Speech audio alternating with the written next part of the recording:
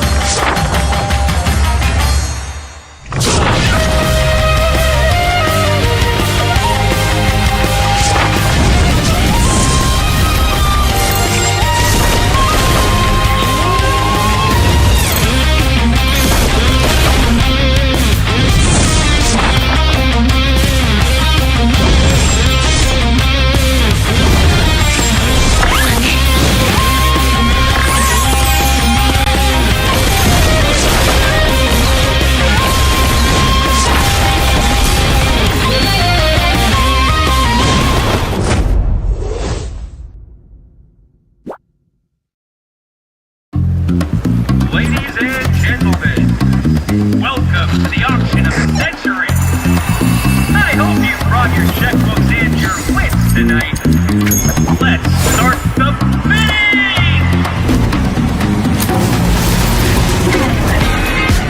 rapid dragon in agile fashion. We jump into action, dashing. Perspectives are clashing. Oh, oh, oh. We're taking on the fight.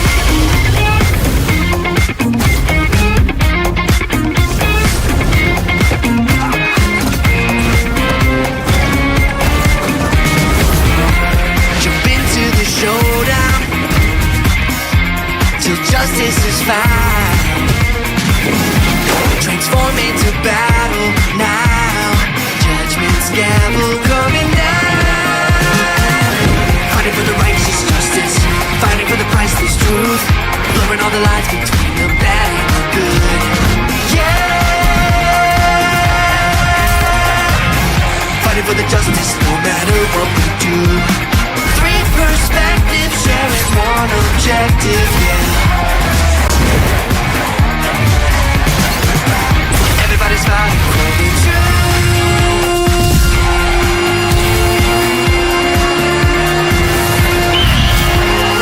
Justice calls.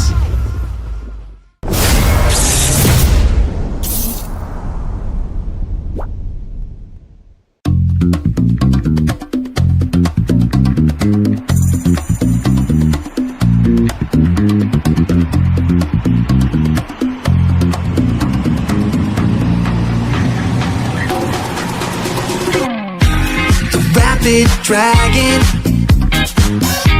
in agile fashion. Oh, we jump into action, dashing. Perspectives are clashing.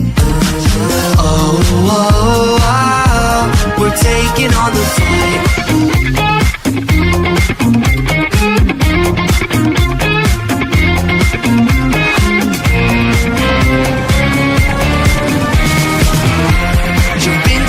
Showdown till justice is found. Transform into battle now. Judgment's gavel coming down. Fighting for the righteous justice, fighting for the priceless truth, blurring all the lines between the bad and the good. Yeah, fighting for the justice no matter what we do. Three perspectives sharing one objective, yeah. Everybody's fighting for the truth.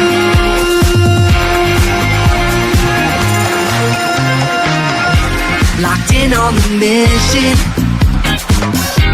from different positions. We fight with precision, winning. The truth is our vision. Oh, oh, oh, we're taking on the fight.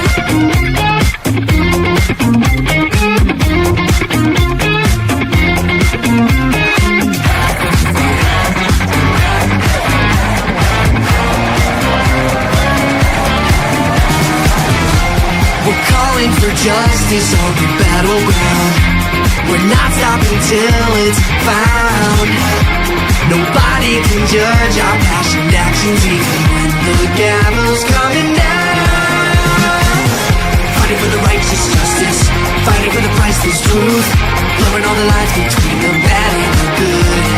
Yeah, fighting for the justice no matter what we do.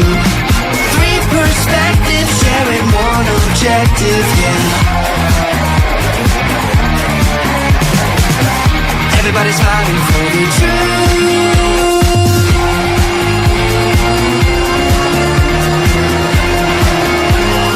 Justice calls.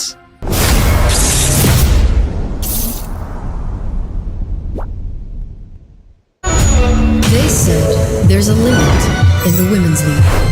In MWI, we say limit? Watch us bounce. From the MWI queens everyone knows, to the stars who came out from nowhere, to the ultimate champions. Now, MWI is expanding greater than ever. Turkey, EECA, Africa, Mongolia, and beyond. We're stretching the map wider. MWI, where dreams get louder. This isn't just a tournament. It's your passport to the world stage. A spotlight for women in the EWC. No rules, no ceilings, no limits. Just this. We're vibrant. We're ready. We're limitless.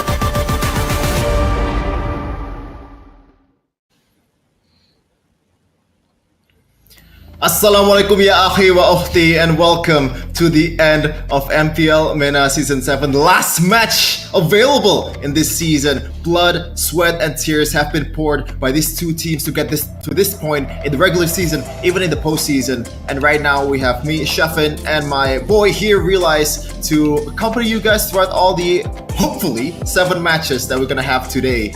How are you doing, Realize, and what are you expecting, especially in this MENA finals? Before that, Walaikum Salam, obviously, my brother, right there, Shefin. We expect 7 games to happen. It's going to be a banger evening, obviously, because here in Indonesia, it's late at night. It's 10 past. I don't know. I'm not good with clocks, but yeah, it's almost 11 in the evening.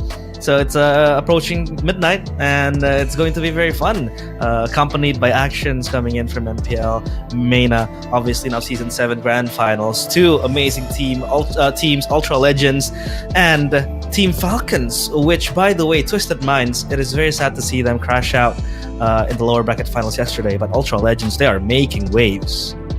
Yeah, and it is the first time in, I believe, 2 seasons that Twisted Minds is not featured in the grand finals. But you can't really say it that way per se, because like almost all of the Twisted Minds player are here to represent this time around Team Falcons, except for Hoda, the jungler of the current Twisted Minds team. Shout out Marky, by the way, ex-Geek fam. And Team Falcons, I think we have 2 different stories here in the grand finals. For 2 of these teams, right? Because Team Falcons, as you know, maybe you're not really paying full attention to the MENA region, but you always know that this organization is everywhere. Even the players that you see right now as, you know, already featured in a lot of international tournaments in the M World, in the MSC, they're always there. Meanwhile, for Ultra Legends, Realize, this is such a BT kill-like story, I gotta say. I think I'd say Ultra Legends is an anime team, because this is the team that relies on the power of friendship. They are obviously a fresh face in the MPL MENA region. Their debut is this season, by the way. And this team was formed by a group of close friends, and they were connected through their jungler, Throwboy, who, by the way, is one of the rising stars of this season, especially in MPL MENA. And if he does make it to MSC, it's going to be very interesting, because we're gonna see a team that basically is just a group of friends making it to the international stage alongside Throwboy, a player we have to highlight. And in interviews, you know, Ultra Legends, they say that they don't fear losing, because every moment or every result, any result, is their time to learn about new experiences, and it's through the power of friendship that they prevail. And hopefully the power of friendship will propel them to this grand final prize pool. 30 grand USD. Wow. Man, oh man, like the money that I could spend with that, or like the thing that I could spend with that money. Realize, do you have an idea on what you would do with this kind of money? I think I'm gonna buy, I don't know, like 1,000 wraps of nasi padang. If that's interesting, or like 5,000 wraps of kebab, because I love kebab so much. Obviously, these are the teams that have been the past champions of MPL MENA. Recently it was Twisted Minds, and by the way, for Twisted Minds, they have to be left behind by their 4 core players who have now jumped ship into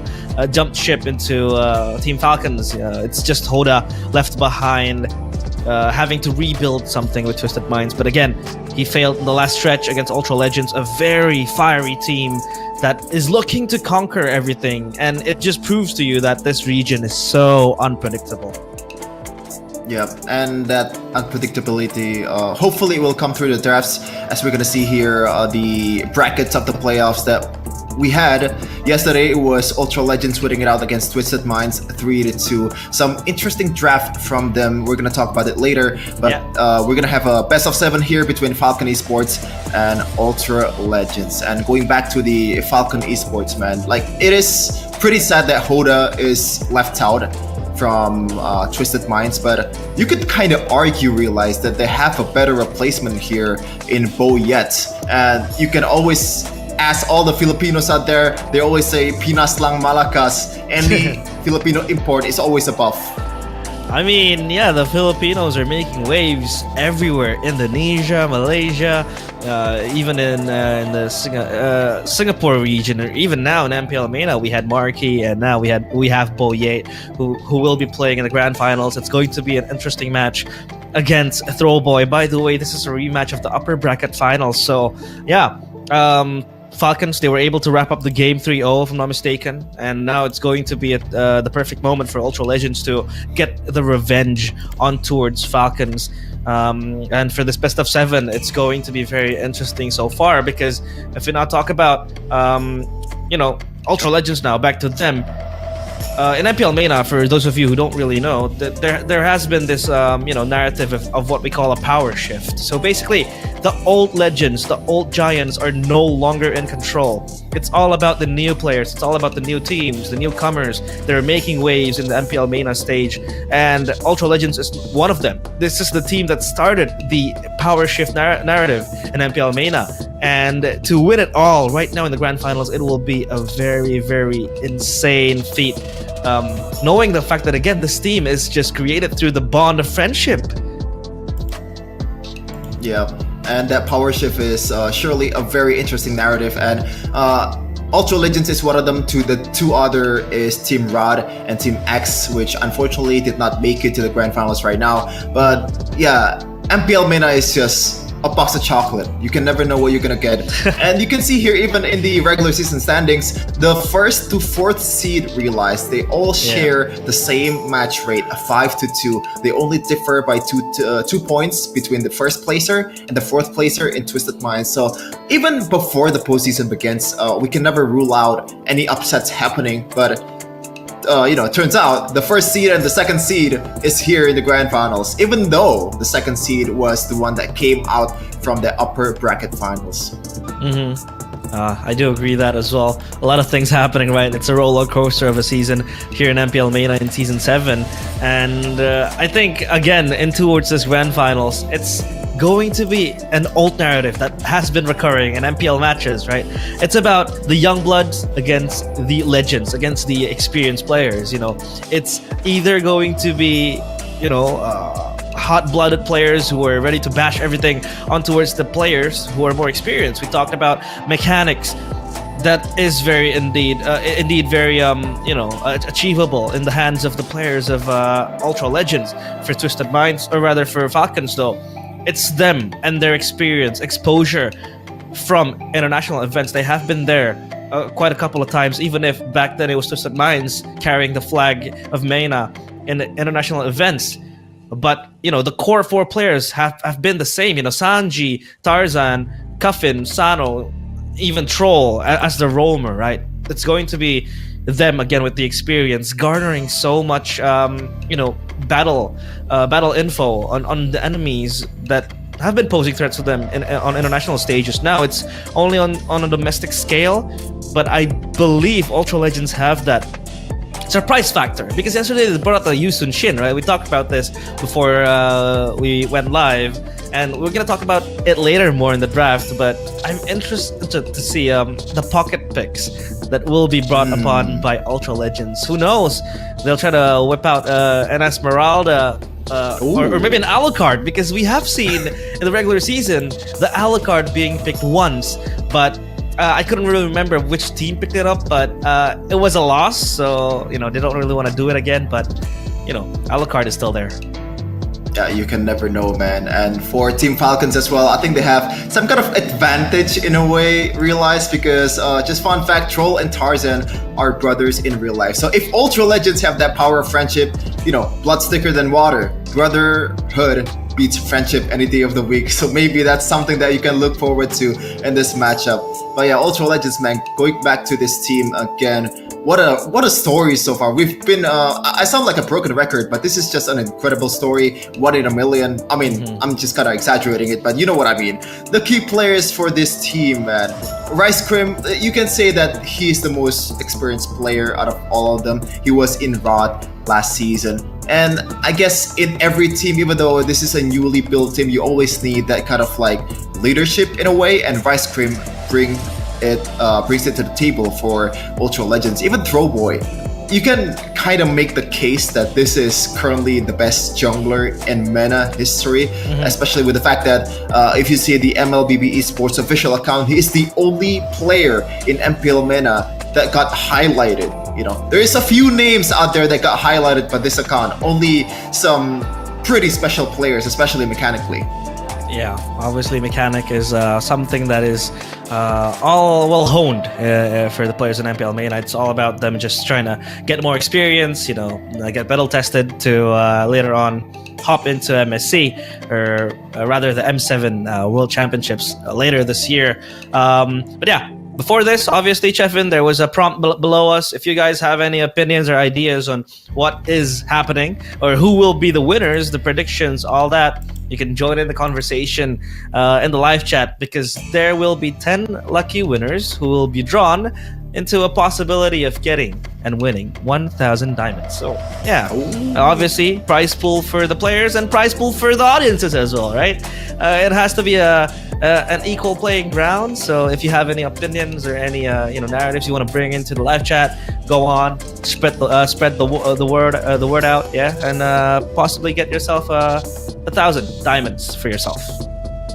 Yeah, 1,000 diamonds, a lot, man. Especially with this Naruto event going on. As we're gonna jump into the lineup here, Sano, Troll, Coffin, Boyet, and also Sanji. These are some very experienced player. Even Boyet, he was ex-Minana EVOS in MPL PH or PH region. So this is you can never say it's a dark horse, but even before the season begins, this is the, I guess, #1 contender.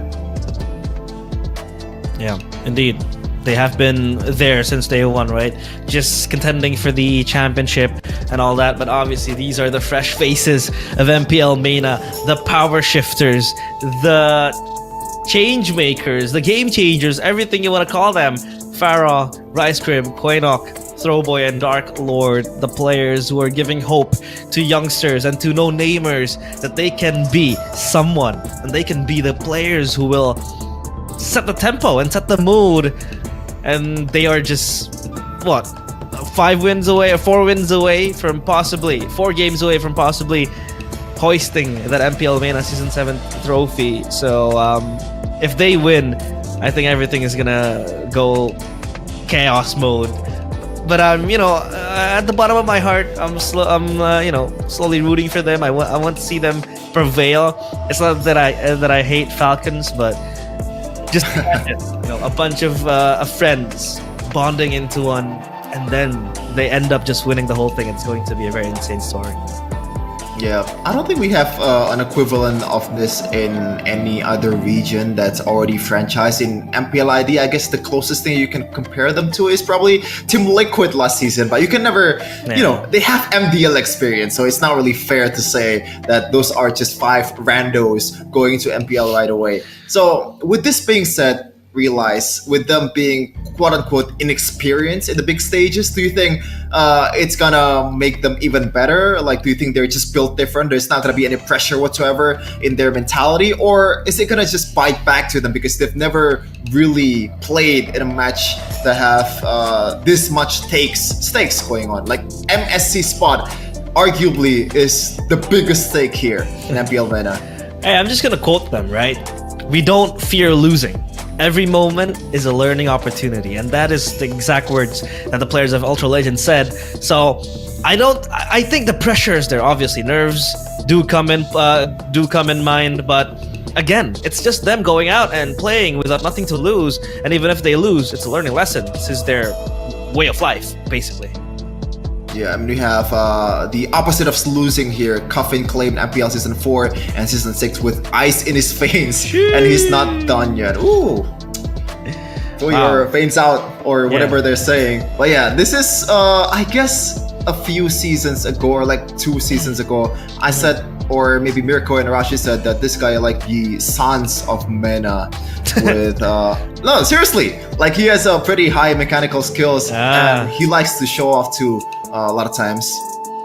And obviously, for more facts, and this one is obviously a very, very heartwarming one for the Egyptian fans out there. This is the first time ever an Egyptian team reaches the grand finals since MPL MENA Season 3. So yeah, this is the uprising of the Egyptian region.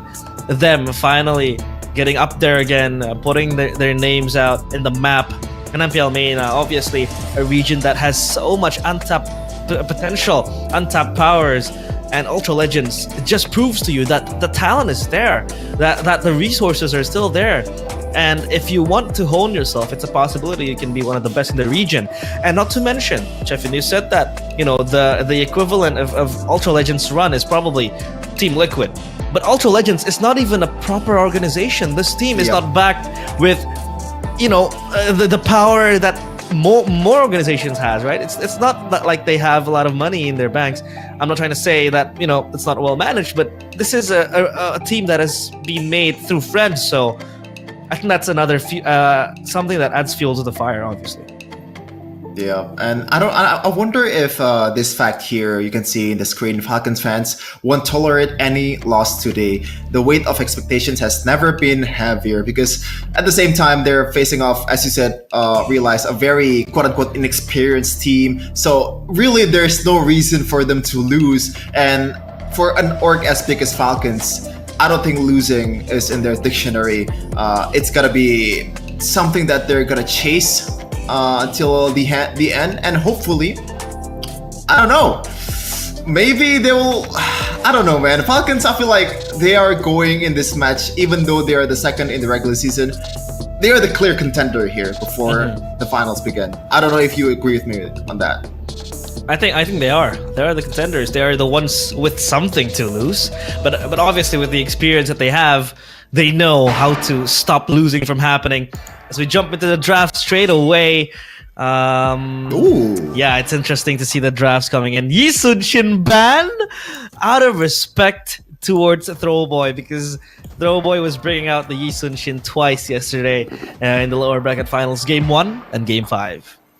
Yeah, and both of them, the matches that they played Yi Sun-shin in, they've won the match, and they bring out this very interesting strategy of putting a fighter in the gold lane. But we're not gonna see that right now. Coach Lyric prefers to ban that. And by the way, Coach Lyric, shout out to him, a very experienced coach here in the MENA region, probably the GOAT of all the coaches there is in MENA. He also bans the Lucas. Meanwhile, for Ultra Legends, they don't want to see that dynamic rhythm of joy. And speaking of dynamic, that's the Harith ban for you again. So not much dashing or like from the wings of Falcons tonight. Yeah, they have to find another way to soar high and fly with their wings. A Farza pick would be very, very fun, you know, just to get the representation of the Falcons out there. But obviously, it's too early to pick up a Farza. It's not really viable if you're gonna first pick it. But in certain situations, it will be very viable. Chip taken out, obviously, just trying to hinder the global presence that Ultra Legends wants to bring, because they like to play the triple E combo as well a few times yesterday, and they like to be very fast on the macro. And this is a team that also has proper macro, not only their mechanical skills, their micro skills, but their macro is also well honed. So that is something that Team Falcons are just trying to look out for. Whoa. If the Boxia gets taken up, or rather taken out of the options from Falcons, and Boxia has seen a rise in popularity so far in every region, I would say. Yeah, it feels like the utility meta is slowly coming back up again, which is something that I don't really like. But this is interesting because Baxia right now is in a very good position because not only the hero is very solid on its own, it brings a lot of flexibility. You can put it in the roaming area, you can put it in the jungler, you can put it even in the XP later. Flap TC played it early, even though they lost. So they can play it flexibly here in the draft. For Falcons, though, they're gonna pick that Luoyi and the Granger. Some pretty standard picks, I gotta say, for this region, especially as for the Luoyi. I believe it's about 16 matches in this season. The Luoyi has been brought up. 75% win rate out of all the matches. So you can see that macro presence that it's gonna bring to the table in this game. And also, out of all the heroes that's available in the game, Luoyi has the highest ban and pick rate, around 98%. Kimmy, Mathilda taken up as well. Obviously, the Baxia is kind of a deny pick, a deny pick towards the Kimmy, and the Kimmy gets snatched out by Ultra Legends. They like the Kimmy as well. They were playing this and funneling the gold to the Kimmy. When they picked up the the CC gold, when they picked up the Ruby gold, they played the Kimmy in the mid lane. So obviously Kimmy is a very much resource dependent hero, and obviously putting Kimmy in the mid lane and just going for extra frontline gives you extra comfortability, at least for Ultra Legends. And another reason why the Baxia is, again, just so high prio, because it allows you to skip one item, which is the Dominance Ice. Obviously, with Baxia having in it anti-heal with the Tortoise Puissance, it just denies you of going Dominance Ice, and you can speed up going through other items at the first place, right? The Miss Melissa ban out? Are they sniffing something out of the water? Is this Ultra Legends with their pocket picks again going insane in scrims, maybe?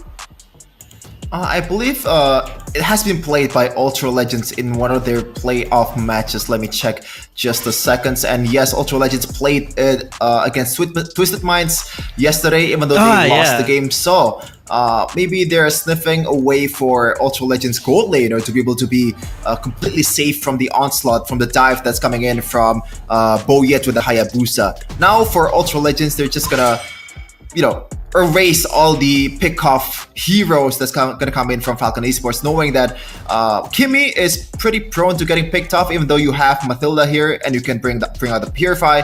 You can never know what Mr. Troll gonna bring to the table when he's given the Kalea. And now for Falcons Esports, they picked off, or like the ban off, the 1-1. So a lot of emphasis towards the gold laner here, not wanting to give them a lot of options to work with. But I gotta say, when you see a Granger, realize what's the rock paper scissors counter here usually that you see? Obviously, it's an Earthal, right? You want to pick up the Earthal against the Granger because you have so much agency to move as the Earthal with the strafe, with the leaps, as to not get hit by the Rhapsody from the Granger. But again, the Earthal also needs so much gold, just like the Kimmy. So they have to really share it down later on. But I do see an Earthal pick being viable here because of the Mathilda as well in the roam area. But the Jawhead will be picked up by Falcons to have them or to give them extra CC and lockdown, because so far they don't really have lockdowns yet. They don't really have a setter that can get them into going with the pickoffs, because this composition does want to get the pickoffs going, right? They have the Luoyi, they can do the diversions left and right, and a Jawhead is a very good complement to that game plan. Yeah, it's a match made in heaven, Hayabusa and Jawhead. Even you can place a Suyo here for the Hayabusa and it still would work wonderfully. Now for Ultra Legends right now, they have a solid 3 right at the start, especially with the Mathilda Baxia combo. You can never go wrong with a lot of picks that's gonna come through. After this, you need a frontliner, one frontliner, and possibly another damage dealer. But they're going ham with the magic damage, I gotta say. Oh my god. Okay, I was gonna say that there's gonna be minuscule amount of physical damage that's gonna be dealt by Ultra Legends, but they found a solution here in Masha. But I do not know if this is gonna be the way to go against this kind of composition, man. I feel like the Lunox does fare quite well against some of the dive coming in from the Hayabusa, from the Jawhead. You have the Order of Brilliance to escape, but for a matchup in itself against a Luoyi or the Granger, I don't think it's that good either. I don't know. I'm interested. I'm keen to see how is it gonna be played in this match.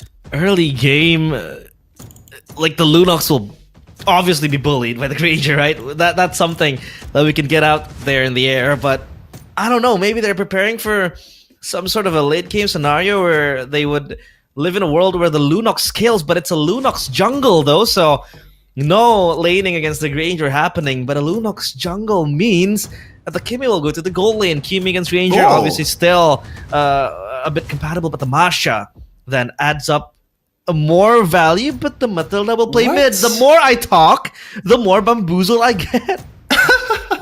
Well, what's happening? It's nothing new, but it is super peculiar to see Masha back again in the roaming area. We saw this last season, I believe, with Drian, or the last 2 seasons with Drian on Dewa United. Masha roam, so it's gonna be super aggressive in the early game and does not mind going through trades as long as you deal damage towards the jungler, opposing jungler, or opposing damage dealers from Falcon Esports. But I gotta say, I'm not a fan of that. They should have played a bit safer here. Wait, no, realized. Okay. Wait, what? Yeah, it's Baxia jungle. Okay. We're back on track. We're back on track. Yeah. There's no way. There was no way in hell that they were gonna play that composition, right?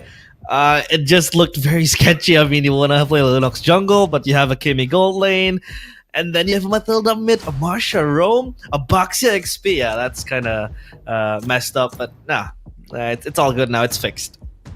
Yeah, there's no more hiding picks in your pocket. Gotta pull everything from the back here from these 2 teams. Ultra Legends, they came out of nowhere to the scene of MPL MENA, but their opponent is a mighty challenger in MENA region. Falcon Esports is here to stop them. Can they actually rise through and prove the world that the underdogs has it in the bag? It's Ultra Legends versus Falcon Esports. Let's go to the Land of Dawn. As we take a look at the tag, they're soar together. And soaring is actually something that is synonymous with Falcons, right? With birds. And Falcons, they have the fresh air now onto their bags. But obviously, looking at the early rotations for the Baxia, going from the purple buff down to the red, as Cuffin just faces so much pressure from Quanok and Rice Crim, they're staying in mid lane, and Troll will back them up. Yeah, it's an early trade. I think that's a pretty good mechanical skills being displayed by Coffin. Very, very confident with his shields and his calculations on the HP that it's gonna give to him. Now, the Little Wonder has been taken by Boyet, a small win coming in from Falcon Esports. I was gonna say that for Ultra Legends, I thought they were going to a direction where they're gonna funnel for 2 damage dealers, but instead they brought out 3 damage dealers here for them. So I'm kinda a bit, dreadful about what's it gonna be in the late game, especially when the threat is all over the place from Falcon Esports. Can they actually survive it with this much damage dealers? Do they want to play it chaotically? Is that the game plan here? Yeah, that could be an answer as well, right? Because so far, Falcons, I do agree. I mean, talking about frontline, they only have Sanji with the glue, who is probably gonna be easily melted by the Lunox later on in the stage of the game, and the Kimias on the hands of Pharaoh. So they have to be very wary, and they have to get that one momentum, one time moment where they can just burst down the players of Ultra Legends in one execution, one play. But the turtle now spawning, and Throwboy just rolling around deeply. Falcons, they have dibs on the turtle, so now they will try to pull it out of the pit. But Troll with the toss towards the backline, and there goes the spread. Meanwhile, on the backline, it's going to be the shadow kill. Not yet. It's Sanji in the first blood towards Rice Crim, as they will try to peel away first blood for Falcons. You can see the problem with the composition right away. Yes, Baxia is a utility jungler. It's supposed to have an advantage over Hayabusa in this kind of objective game, but you lose out on this second zoner, but it looks like Throwaway in trouble. Shadow kill again! but Coffin is gonna get the kill towards the turtle as well. It's gonna be Boye getting the retribution down. Quanok has to flicker back, and Boye in the backline just causing chaos. Sort of Blitz saves Quanok in the nick of time. Meanwhile, Dark Lord tossed back again. Ultra Legends locked down in so much pressure as Falcons. They withstand the damage coming in from Ultra Legends. They have all the tools to play, and they want to go even deeper towards the bottom side turret, but no, they pull back and they pull themselves out of the menace. Yeah, it is a bit ironic that you said that they were able to withstand the damage despite Ultra Legends having the damage, focus composition here in the early game. As I said earlier, there's no second zoner, there's no second frontliner that you can use for Ultra Legends to safely take the turtle, and that's why Falcon Esports, they were so confident just diving around the turtle pit without any care in the world, because they know they're not going to be punished in the early game, especially when Rice Grim was not level 4 just yet. Now for Ultra Legends, it's a matter of how are you gonna funnel, how are you gonna be able to weather the storm in the early game. Now Pharaoh might be in trouble. Shadow Kiru. Oh, delayed shadow kill. The quad shadow will save him, but Throw Boy comes in with the shield unity as now keeping the distraction. Pulse it connects and Boye is gone. A misplay. Now Troll tosses the back and Coffin backs them up with the diversion, but it's just going to be a kill towards Boye. But that is a monumental kill. The shadow kill didn't come through. Yeah, the flicker was perfectly timed by a Pharaoh, so great mechanical skills at a time, or maybe RNG, I don't know. But RNG. yeah, that was a pretty good play coming, I gotta say, from Boyet and also Sano. It's just the execution, maybe the Quad Shadow didn't land. They should have just backed off, and they didn't consider the possibility of Throw Boy just rotating around the map with the shield unity, because this is what Baxia brings to the table in the early game. Now, the second objective is gonna come. Sanji, he has the Radiant Armor, so he can be the frontliner of Falcon Esports right now as much as he wants to, considering that Dark Lord, he probably does not have enough damage in the early on to make a difference here. It's gonna come down to Pharaoh and also, especially Quanok with the ultimate. Reduction Pulse misses, but Boye will secure the turtle again with the retribution on the backline, though it's a grab towards Throw Boy, but Boye will get Rice Cream and in the back end with the Shadow Kill, and Quanok has to peel back for his team. But so far, it's players are running away, running for the hills, and Sanji next to the chopping block as Boye gets taken down, and now Pharaoh will try to peel back for the team, but Falcons, they have to just dissipate from the smoke, and so far Ultra Legends, they get the kills, but the turtle is secured by Falcons. Yeah, but it's still a W for Ultra Legends. They will take that any day of the week. It's 2 kill. Oh, there you go. The Order of Brilliance. That's the thing that I'm talking about. The safety net that Quanok have, especially if Sanji, Boyet, or Troll just diving in on him. He's pretty much a non-target in the late game. Back to that point earlier, the fact that, Ultra Legends was able to stay so long is because of the fact that Throwboy is the jungler, and also Rice Grim as a Mathilda has a lot of utility already. The healing, maybe it's not yet there with the favor, but the shield's definitely gonna help them in the early game to be able to chase and also, tank a lot of damage that they're gonna tank early on. And that's the early game, man. I gotta say, I was kind of surprised with the retaliation by Ultra Legends in the second turtle earlier. Yeah, that was insane. The way they peeled back for themselves, and I like how they always put Boye in a very uncomfortable position. Right, he has to go and he has to dive back with the shadow kill, but they have so much tools to peel themselves. I mean, if Boye is gonna dive again, the Lunox can just pop the Order of Brilliance, and then the Mathilda has the Guiding Wind to save the players of Ultra Legends from a possible toss into the back with the ejector by a Troll. And then you have the Baxia, who is, relatively tanky with the shield unity and the Tortoise Puissance. So there's a lot of possibility that could really happen. Yeah, for you guys that's watching at home, we have some CD keys here for you guys to use in this match. And the price? What's the price? Realize, is it like random price, or is it gonna be like 1,000 diamonds? I believe this is one of the things that it's gonna give you. We have a code currently going on. Yeah. Obviously, it's down in your screen, so come out, check it out. just by watching MPL MENA, you have all the privileges of enjoying, the codes given out. So don't forget to take a screenshot of that. Like imagine watching MPL MENA, and in the technical pause, you get a free redeem code. That's insane, right? I don't know what's behind the code. It could be 10k diamonds. It could be a random skin. It could be something. I don't know. Well, I hope it's gonna, give you some free Naruto skins. I don't know if that's gonna happen, but I'm just saying, man, it could be anything. Just like MPL MENA, as I said earlier, you never know what you're gonna get. As we're gonna enter the mid game here for these two teams. Now, we see some retaliation, also some solution coming in from Ultra Legends. The fact that they were able to stay in the fight much longer gives them a slight edge in a prolonged team fight. And for Falcon Esports, I gotta say, they just grab and go. Take a pick off and just bounce out. That's the whole game plan that they should have executed. But I guess with the glue, there's some play that maybe they can prolong a bit longer. At the end of the day, if you want to take it to the long game, I don't think you're gonna win it out against this competition that Ultra Legends have.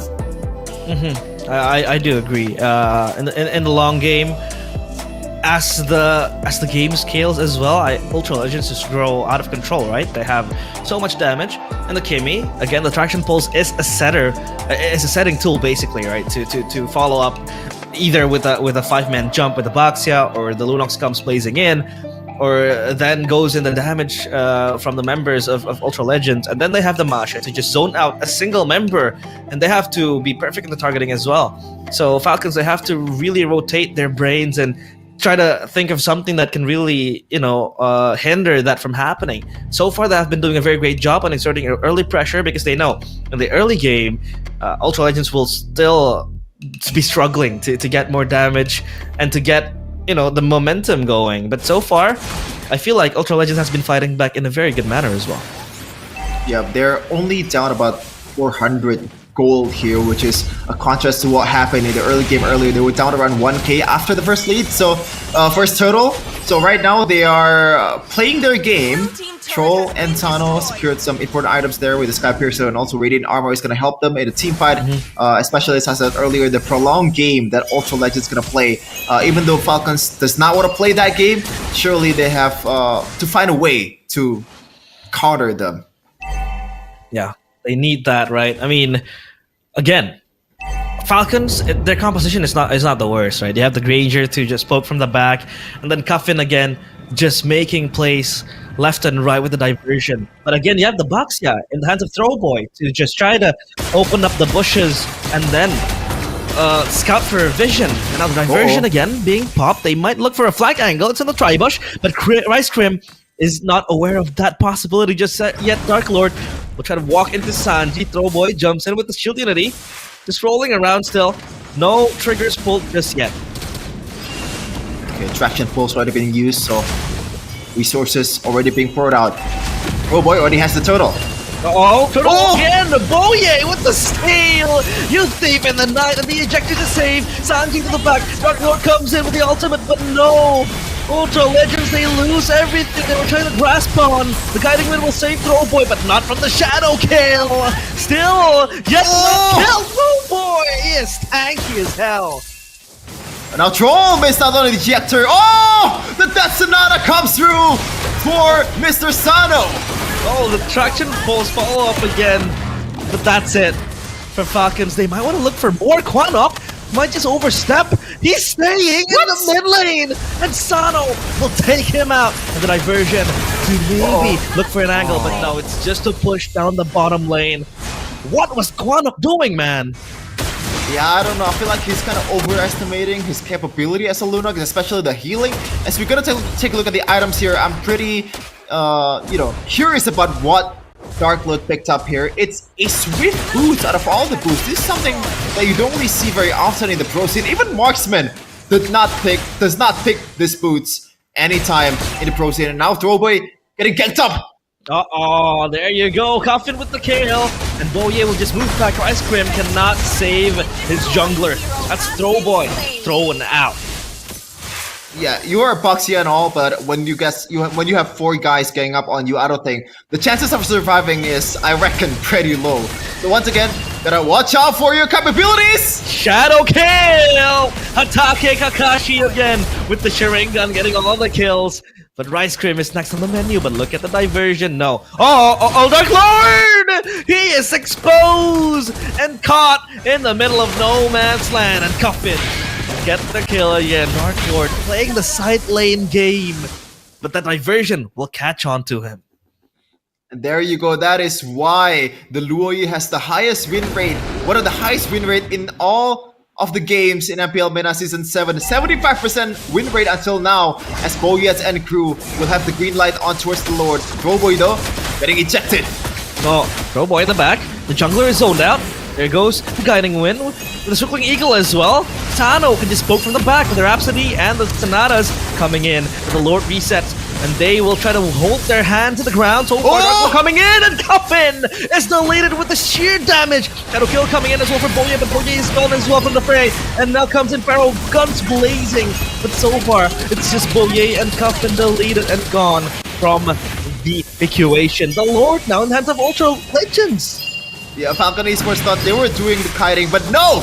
It turns out Ultra Legends, I'm gonna do the kiting, as Throwboy takes the Lord without even retribution in sight. And now Ultra Legends, they have the tool, the 6-man, to accompany them to these turrets. They have good, like incredible actually siege potential with the Kimi and also the Lunox. They have a way to dive with Dark Loot, also a lot of HP bars that they can expend to kind of kickstart the team fights or the siege for Ultra Legends, as the Lord's gonna come out to the top side here for them. That was an insane turnaround, right? I mean, this is the benefit and I think the value of the Masha. Number one is just to run straight at the members of Falcons, knowing that they cannot withstand the damage of the Masha, and just get bursted down like that. Cuffin was gone. 100-0 in mere seconds. And number two is the fact that the Masha can also survive and push this far lanes. But again, that was addressed by the diversion coming in from the Luoyi. So the Masha inherently does not have the escape mechanisms to really work with that. But I think so far, Ultra Legends, they're dealing with something, or rather with the issues pretty well so far. They have the Lord going in, they have the turrets taken down. It's just a minute on the top side to be held, or rather to be dealt with. And Falcons, what's their game plan now? They have to lay low for a few moments, and I think they gotta wait for another moment to happen. But so far, they're not getting the engages they really wish for. It seems like laying low is the solution here for Falcon Esports, but I think Cuffin will not do that. Throwboy is spotted out! To the back, Throwboy gets the pin down, but he gets stuck in the rock and a hard place, and Sanji! Oh! He dodges the traction pull with the grab, but Quanok will get troll, and now it's just Sanji in the back trying to dance around with the members of Ultra Legends. He goes out from the ultimate, but he's stuck in no man's land, and he's just elated. So far, it's Pharaoh picking up the kills. 2 kills to his name, and Falcons, they lose another possible gank. What a way to isolate what are the dangers for Falcon Esports in Falcon Esports' composition. Sanji, there was no follow-up whatsoever, as pretty much Throwboy just tanking up all the damage in the front. Oh, Flicker expanded by Sado. That's traction pull power from you. The Kimi in the late game. You can use that any day of the week to kind of bait out the resources and get a lot of benefits. And now for Ultra Legends, it's just a way to like the game plan is to group up and get one. There goes the Order of the Brilliance, and that is a saving grace for Quanok again. Just so much tools to dodge the gangs, but Circling Eagle to Sano. He's caught the traction pulse dodge with the Solium side as well, but Dark Lord will get Sano in that process, and Throwboy will be the front line. Just stop all the damage coming in. Ultra Legends, they get dibs on the Lord. Yeah, and they're gonna make a quick work out of it. Dark Lord is just having the time of his life trying to bait out some of the members, and he baited out Sanji! Sanji, you're way too far from your team! Circling Eagle to lock him in place! The grab will not save him. Like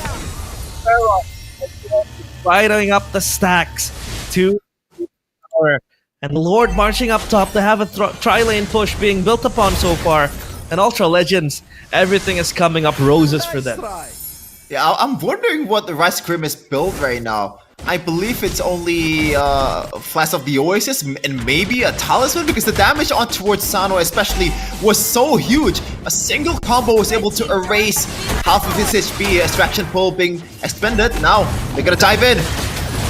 Oh, the Shadow Kill, dodge with the Wind of Nature, and now it's Dark Lord jumping into the base. Look at Quadok! Where is he? He is gone! In a mere second, it's Sano deleted, another Crystal is exposed. The Lord is not dealt with, and Pharaoh adds more kills, adds insult to injury in Ultra Legends.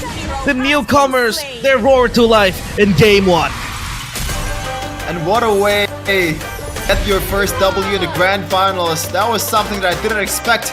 The draft worked for them. Something that we doubted in the drafting phase. And they were able to get the W against this mighty of a team in Falcon Esports in MENA. Congratulations, Ultra Legends, but this is only one game. 3 more to go to secure the MSC spot and the #1 crown. So we're gonna take a look at the highlights here in the early game. But man, oh man, even though they lose out on the first turtle, like the way they recover is out of this world.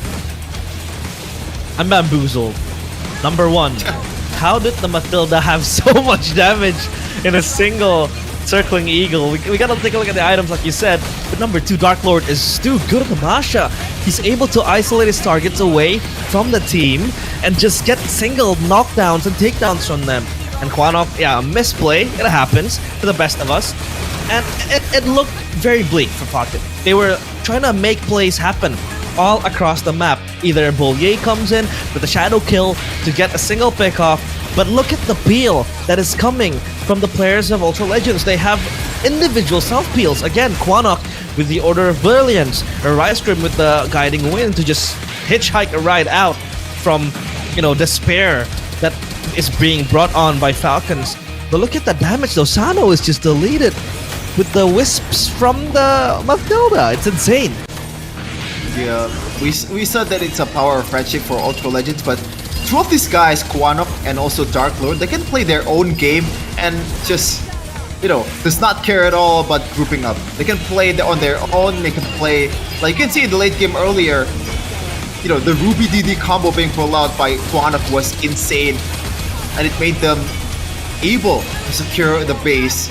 And what a game that was, man.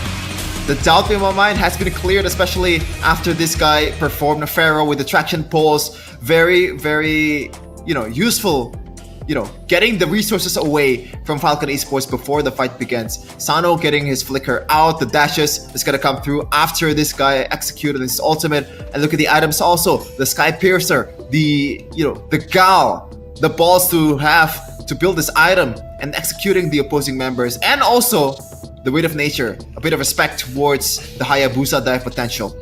Yeah, we saw that, right? The Shadow Kill came in and the Wind of Nature was there to save him. And that's a very, very heavy build towards the magic damage, because we sometimes in MPL ID we see players building DHS, right? The Demon Hunter Sword to get that extra attack speed going in, and the on-hit effects as well. But he goes purely for the magic bar, maybe the Sky Piercer and the Wind of Nature to save himself. Obviously, the Sky Piercer is very good because you really, really want to get the shutdowns quickly. And it was proven to work really well, I think, so far for Ultra Legends. And now, as we take a look at the statistics, so far, it's looking very nice for the players of Ultra Legends. Yeah, and just want to remind you that Pharaoh actually used a Bargain Hunter here instead of like something like Tenacity, even though there's a lot of dives, a lot of dangers coming through his way. But the fact that he built he chose the emblem kind of signifies the fact that he trusted his teammates. His peel in Rice Cream, the healing that's gonna come through from this Matilda, and it worked out in the end. As we're gonna take a look here in the gold graph, what happened in the early game. It was Falcon's game until maybe the First Lord.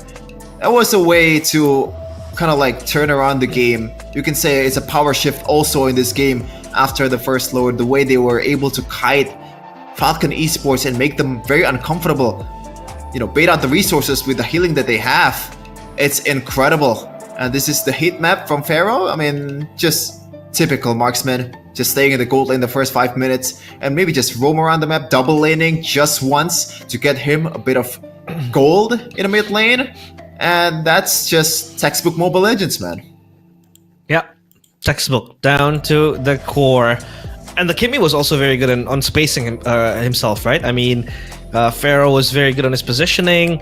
His traction pulse was more of a zoning tool rather than a setup tool, because a lot of the times the traction pulse just made the players of Falcons run and spread to like certain groups, and it was very, very easy for the follow-up from Dark Lord to come in and then to just isolate them, burst them down with a single thrust of the Masha ultimate. And that was actually very good as well. The Thunderclap doing wonders for the players of team so far for Team Ultra Legends. And now it's up to Falcons. How will they deal with this? Because they have the experience. They are very used to being pinned to the wall when situations don't come up roses for them. And now it's all about how they want to come back from this loss. I mean, it's still game one. We still have like a possible 6 more games to go if they want to go down that route. Yeah, I wonder if for Ultra Legends right now the strategy or like the main strategy is to be chaotic, because I gotta say, even in the match before against Twisted Minds, the way they were able to win games is through unorthodox draft in Yi Sun Shin, in the fighter, the gold lane. So maybe this is something that can throw Falcon Esports off guard when things go south for Ultra Legends. As we have a bit of a quote here: "Throwboy to the fans, no stress, everything is under control." Yep, and it seems so right now for them, man. They're getting the first W here in the Grand Finals of MENA Season 7, and they are 3 games away to repping this region, Middle East and North Africa, to the MSC for $3 million prize pool. That's a lot of money. Do you not stress when you see that amount of money? But nah, I think Throwboy is just chill. He's chill. He doesn't really want to stress out from what's happening. I mean, the early game was indeed not in favor of Ultra Legends, but yeah, when everything's under control, it is under control. And now we take a look at the drafting phase in game number 2. As Falcons, they will look for a way out of this terrible ordeal. And the Lucas ban, again, out of respect to Ultra Legends, it's a very strong pick for Throwboy as well. They like it. The Yi Sun Shin still banned out by Falcons. Interesting. The fact that they're still banning out the Yi Sun Shin. But I do agree that, even, without the Yi Sun Shin ban, it's gonna bring out a lot more, I guess, headaches for Coach Lyric. Because, once again, as I mentioned earlier, they went through unorthodox draft, and that's one very unorthodox pick that they can bring out for Ultra Legends. So a good one there for Coach Lyric. Now for Ultra Legends, what do you want to go for here?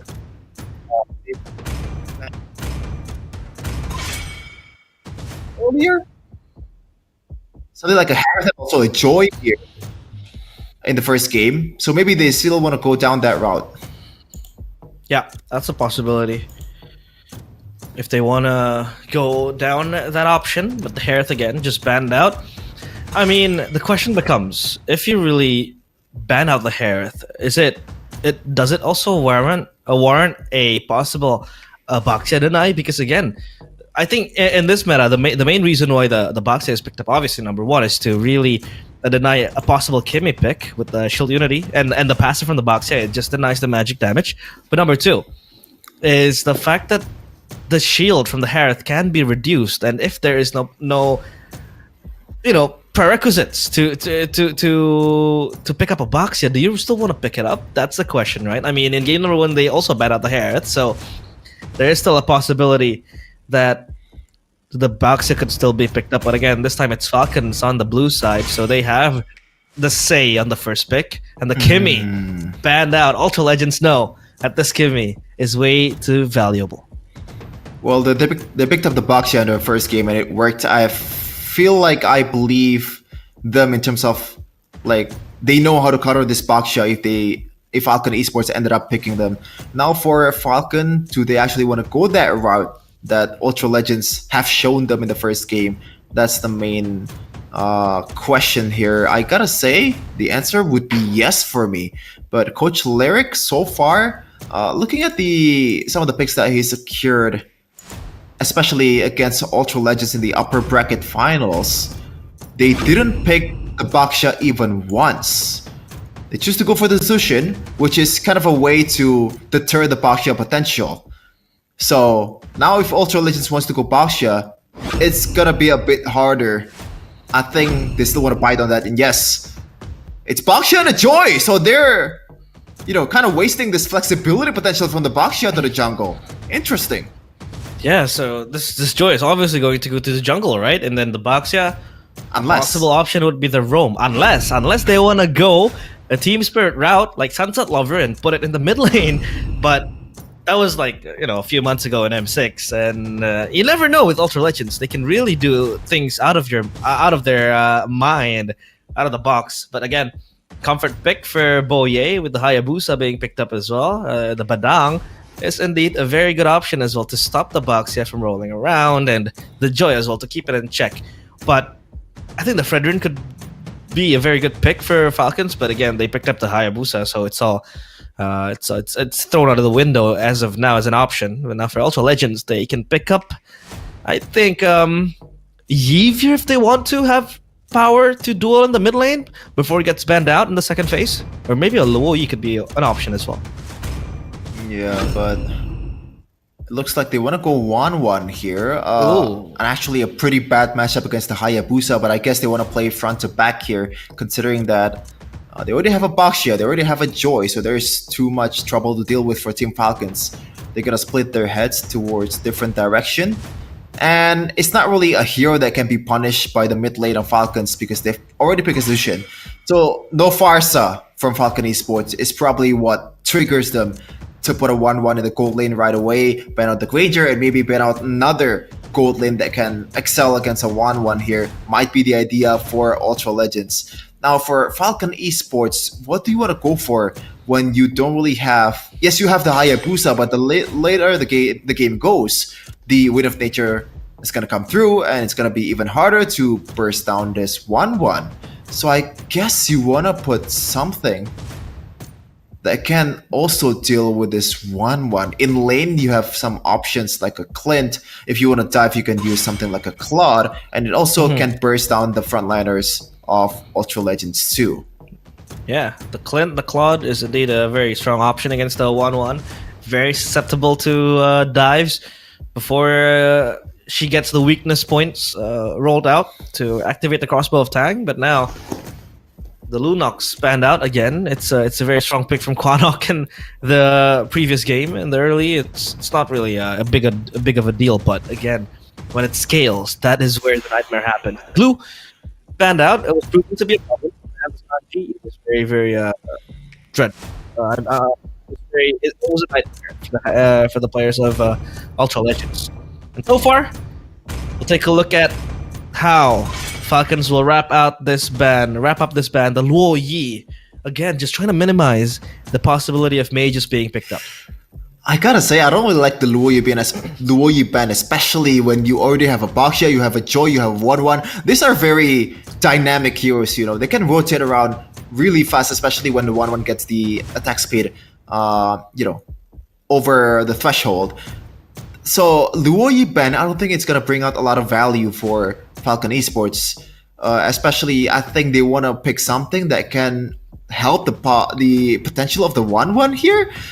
I'm curious to see if they're gonna pick something like a Kalea or someone that can lock up a single member of Falcon Esports to be able to provide more pickoff for the 1-1, but they choose to go for the safe route here. When the Jushin pick, when the Hayabusa is picked, usually you want to go for a Zazi in MPL Indonesia, and they want to go for that. Now they have some flexibility to play here, the last pick for Ultra Legends, seeing what Falcon Esports is going to pick first. So they're able to decide which route do they want to go for. Do they want to just go pure front to back and just hope that the 1-1 survive? Do you want to supply some pick of the for the 1-1? That's the question here. Oh, a Moss Covenant show. Again, they need a setup. Or rather, they need a setter, and that show really enables that. But I think the Zask is just a curveball thrown at Falcons. It's like saying to their faces that, you know, if you want to go for a dive comp, hey, the Zask will survive, and that Zask will probably be the guy they want to target more. That they could just shift their focus on the Zask, and the 1-1 could just free hit in the back. I mean, you have the DD to prolong your life, and the Hayabusa again with the shadow kill can be delayed when the Zask pops the DD. So again, targeting will be a priority for Boye later on in the hands of Falcons. And now Ultra Legends, one last pick to sum up the drafting phase. Will it be an XP? Will it be a Roam? Will it be something else out of the box? But it's a Kalea. You called it, Chefin. Kalea and 1-1 combo. Hey, sometimes, you know, a broken clock is right twice a day, and it just so happened to be Kalea. Hey. I don't want to take too much pride into that, man. But it was like a normal read. Kalea, when you need a pickoff, this is a hero that you're looking for. And it's also interesting the fact that Kalea, you know, in the first game there's no attention towards Kalea either. I don't know if it was banned, but the second game, this is the last pick of the draft on a hero that's usually very contested in ID. So let's see if Ultra Legends will be able to use this draft to be able to win out against Falcon Esports. Now, the biggest worry that I have for for Ultra Legends right now is the long lane presence is not that great, despite them being able to maybe take care of it when the waves are pushing with Shield Unity. They have a lot of rotation potential, but the 1v1 potential on the long lane, I don't see any of it. It's insane to see what can be brought upon to the table. And now for Ultra Legends, it's all about them prioritizing this 1-1 to scale to the late game, and the joy as well. For Falcons, it's again the Hayabusa going online, the Moskov as well. The late game Moskov is a monster, but hey, you never know. Soar beyond limits. Can Falcons soar again in the sky, because they have been taken down in game 1? Yeah, it's game number 2. It's if there's a time to retaliate, if there's a time to strike back, it is now for Falcon Esports. It's game number 2 of MPL MENA Season 7 Grand Finals. As we're gonna take a look a second here on what emblem they secured. It looks like Rice Cream will be the Kalea Rogue instead of Kalea EXP. So Dark Lord, this is the biggest worry that I have with a Baxia EXP. The wave clear is not that great, even with a concussive blast being secured. But it's actually going for, you know, a help here towards Throwboy for him to be able to secure his buffs quite easily in the first few phase. Yeah, so far it's Throwboy with so much pressure exerted, and again with the show, it enables a possible pressure as well exerted towards Throwboy, because this show will work hand in hand with the Juicin Coffin X Troll duo. We talked about this, but was that a steal coming in from Quanok? That could be a possibility. But Dark Lord rolling in, and at least the XP, right? The hands of Ultra Legends with the Baxia, that roll out with the Shield Unity enables him to rotate early. So then, possibly a 3v2, or rather a 3v3 can turn into a 3v4 when Dark Lord comes in, just rolling in, right? That's a possibility. But Rice Cream, he jumps possibly to his demise, but no, it's the players of Falcons that want to strike back. The Lantern Flare just popped again, and Throwboy comes in, not level 4 yet, but he is very ambitious to get a kill. But no, it's just them trying to taunt the players of Falcons. Interesting they lose out on the EXP battle here for the junglers, despite them having one of the EXP. Uh-oh, it's Boye popping Shadow Kill defensively. Rice Cream, again, just denying a possible gank again and again. It happens, man. The RNG, you land the Quad Shadow but didn't get the Shadow Kiru clean on towards the preferred target. And now it's the first objective game. Throwboy is already on the case, but maybe he's a bit too early here to the party. Rice Cream still scouting the situation with Dark Lord possibly securing level 4. No Tsunami Slam yet for Ice Cream, so he's just gonna pop the Tidal Strike, the Wave Breaker, in combo, in unison. And so far, Troll will try to walk down towards the Turtle Pit. but it's Stroll looking for a flank angle. He's gonna look for something to kick with the flicker to the back, and it's Scuffin with the ultimate as well going at the fist crack. Doesn't really do damage, but Stroll gets taken down with a DD. The Tsunami Slam comes in, and Sanji will be locked down in place. The pin down is not there, but the turtle resets again for Team Ultra Legends, and they lose Stroll. And possibly an objective in their sights. Boye is just locked in place again. The Kalea gives so much value as Dark Lord wants to reaggress, but that's it for Ultra Legends. Poorly communicated engage there with the flicker from the Cho of Troll, man. Because when you think of like the composition of Falcon Esports right now, the only damage dealer, proper damage dealer in the Turtle Pit is the Hayabusa. But Boye was, he wasn't even close to the Turtle Pit. It's only Coffin and also Sanji accompanying Troll. So there's not much damage being put on towards Rice Grim, especially this is a frontliner that you're targeting. So that's why it needs to be cleaner in the second turtle fight for them to be able to win the match. Yeah. And now for Falcons, it's still okay, right? They only lost one, but again they lost the turtle. That could be something that sets the tone for this game too. Early game obviously is all controlled by Ultra Legends so far. Even they are only bound to 1 kill towards themselves. So no big advantage yet gained. And Troll, he might be looking for the plays left and right, and that is something that Falcons need to be aware of. They need to get that instant follow-up, maybe a kick towards a fist crack, and then Boye comes in, flying. So far, that hasn't been the case. That was one attempt with the kick going in. Oh, Shadow's kill. Defensively again, Boye still unscathed, but Troll with the kick, not to the target that he wants though. Quanok will go out unscathed. Troll boy so low, and again, just running around. He saves himself, but the liftoff will lock him down, and Cuffin gets the kill. Unfortunate day from Throwboy. There was a pretty good invade, but unfortunately Rice Grim was not there. I was actually wondering what the hell was Rice Grim doing in the top lane. Just, it's supposed to be like a dead lane for Pharaoh and also Sano just clearing the lane out. I don't think a presence of a Kalea is needed on the top lane. Just try to help your other 3 in the bottom on the mid lane. As now, it's gonna come down to second turtle fight. Troll getting engaged on.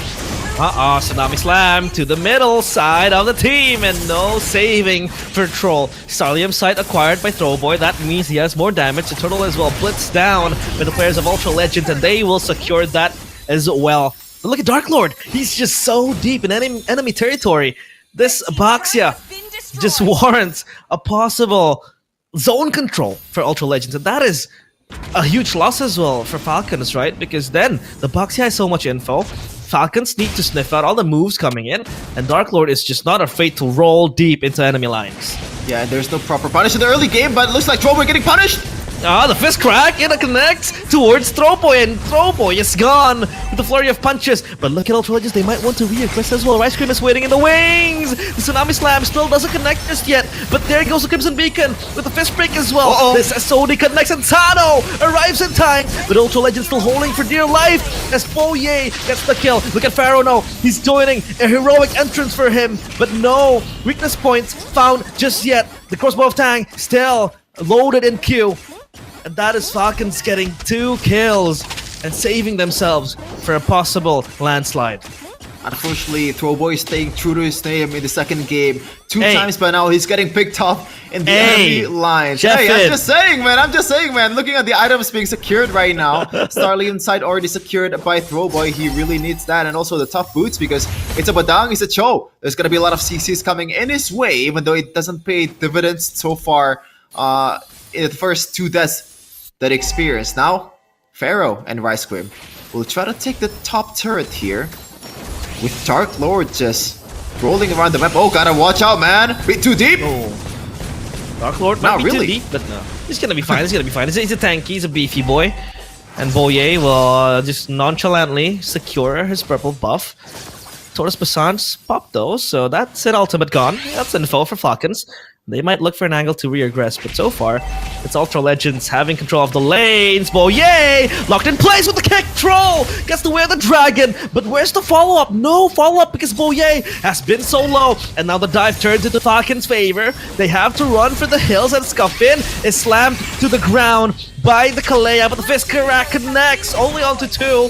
So no follow-up yet as Quanok gets out of the DD, but that is all just a decoy for them to get the turtle. Katil play though, might push for something even greater. Boye is guided back. Pharaoh still alive and surviving for so long, and Boye has to run with Squad Shadows. Now it looks a tad bit cleaner for Ultra Legends in that turtle fight. They know their potential, and what I'm seeing right now, the disparity of the, how difficult it is to play as the frontline for Falcon Esports compared to the frontliners of Ultra Legends. Because Troll and Sanji, if he's getting picked up, especially with 1-1 being the vicinity, you can say goodnight. But for Dark Lord, there's not much punish that he's gonna face in the early game, especially when Sano is not even close to the vicinity. Sano has been just split pushing all the way in the long lane, and that's literally the game plan.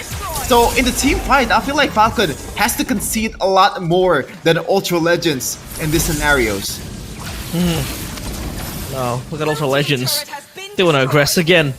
And Falcons, they still have their foot in the ground. But look at Dark Lord. He responds to the segue play created up top by Sano. I think that's another advantage again, right, for the Baxia. Very quick to answer side pushes coming in. At least for Falcons. And they have to have an answer as well for their possible segue play. But Ultra Legends, they have everything under control. And now, 9 minutes into the game, the Lord might make or break the game. And for Falcons, it's looking for an engage. Troll failed with the engage, has to flicker back defensively. DD pop by Quanok, and now on the backline, it's Rice Cream. He's trying to tank for the team. The fist crack doesn't connect just yet. The SOD, will he take it? He won't, but because of Tang, and there goes Faro Airlines with 2 kills. Sanji and Coffin deleted. All that happens even after Rice Cream missed the Tsunami Slam Flicker combo. And this is why Ultra Legends, I said earlier, Falcon Esports has to concede these fights because they're not be able to win at all! Oh, Boye gets a kill, but Pharaoh just replies in time, and the Lord still going to be secured by Ultra Legends. And Throwboy will get that kill, or rather that takedown of the Lord to his name, trying to deny Cheffin's claims of him being a thrower in Game 2, because so far everything is under control for Ultra Legends. Yeah, especially after Pharaoh secured the Wind of Nature and also the Husk Claws. So a lot of lifesteal, a lot of security for this guy. I don't think even Sano and Boyd diving towards Pharaoh will do a lot to this 1-1, especially when you have a lot of peels coming through with Rice Cream, with the Tsunami Slam available. Now for Ultra Legends, it's a matter of patience. How patient are they to be able to pop this crossbow tanks from Pharaoh and Rice Cream? They can pick all the targets in the world. Even, it's better for them to pick out the front lines because you want Pharaoh to use the crossbow tank. I don't think it's wise to go for Coffin and Sano right from the get-go. It's a front-to-back battle for Ultra Legends. They have to be able to then get access to the backline, right? I mean, Troll has been doing it multiple times with the Flicker plays and with the way of the Dragons as well. But again, the follow-up is the question. They only have 1 mobile hero, maybe 2 with Sano as well. Boye and Sano are probably the 2 most favorite heroes to follow up a possible flank. But again, you don't want to have Sano just stepping onto his front line and the fist crack again, this time from Sanji. It doesn't really pin down anyone, but the Tsunami Slam purified away. Throwboy in the back, just playing the beat to the drums, and now the Joy gets the kill towards Sano. The Moskov deleted, and they will try to pull back. Oh, Boye, ambitious, way too ambitious with the shadow kill. But the Wind of Nature at least popped by Pharaoh. It is ambitious, but in a way, they're desperate to realize they have to find, a window of opportunity. This very guarded wall of Ultra Legends. Dark Lord even secured the Blade Armor against Sano's potential.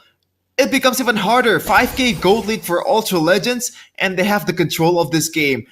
Troll like as good as he's gonna play as he's gonna play throughout this late game. I don't see him being able to kind of turn the game around. The only pick that is available for him is Throwboy, and even in itself, it's a big ask to kick a moving Joy, a dashing left and right Joy all over the place.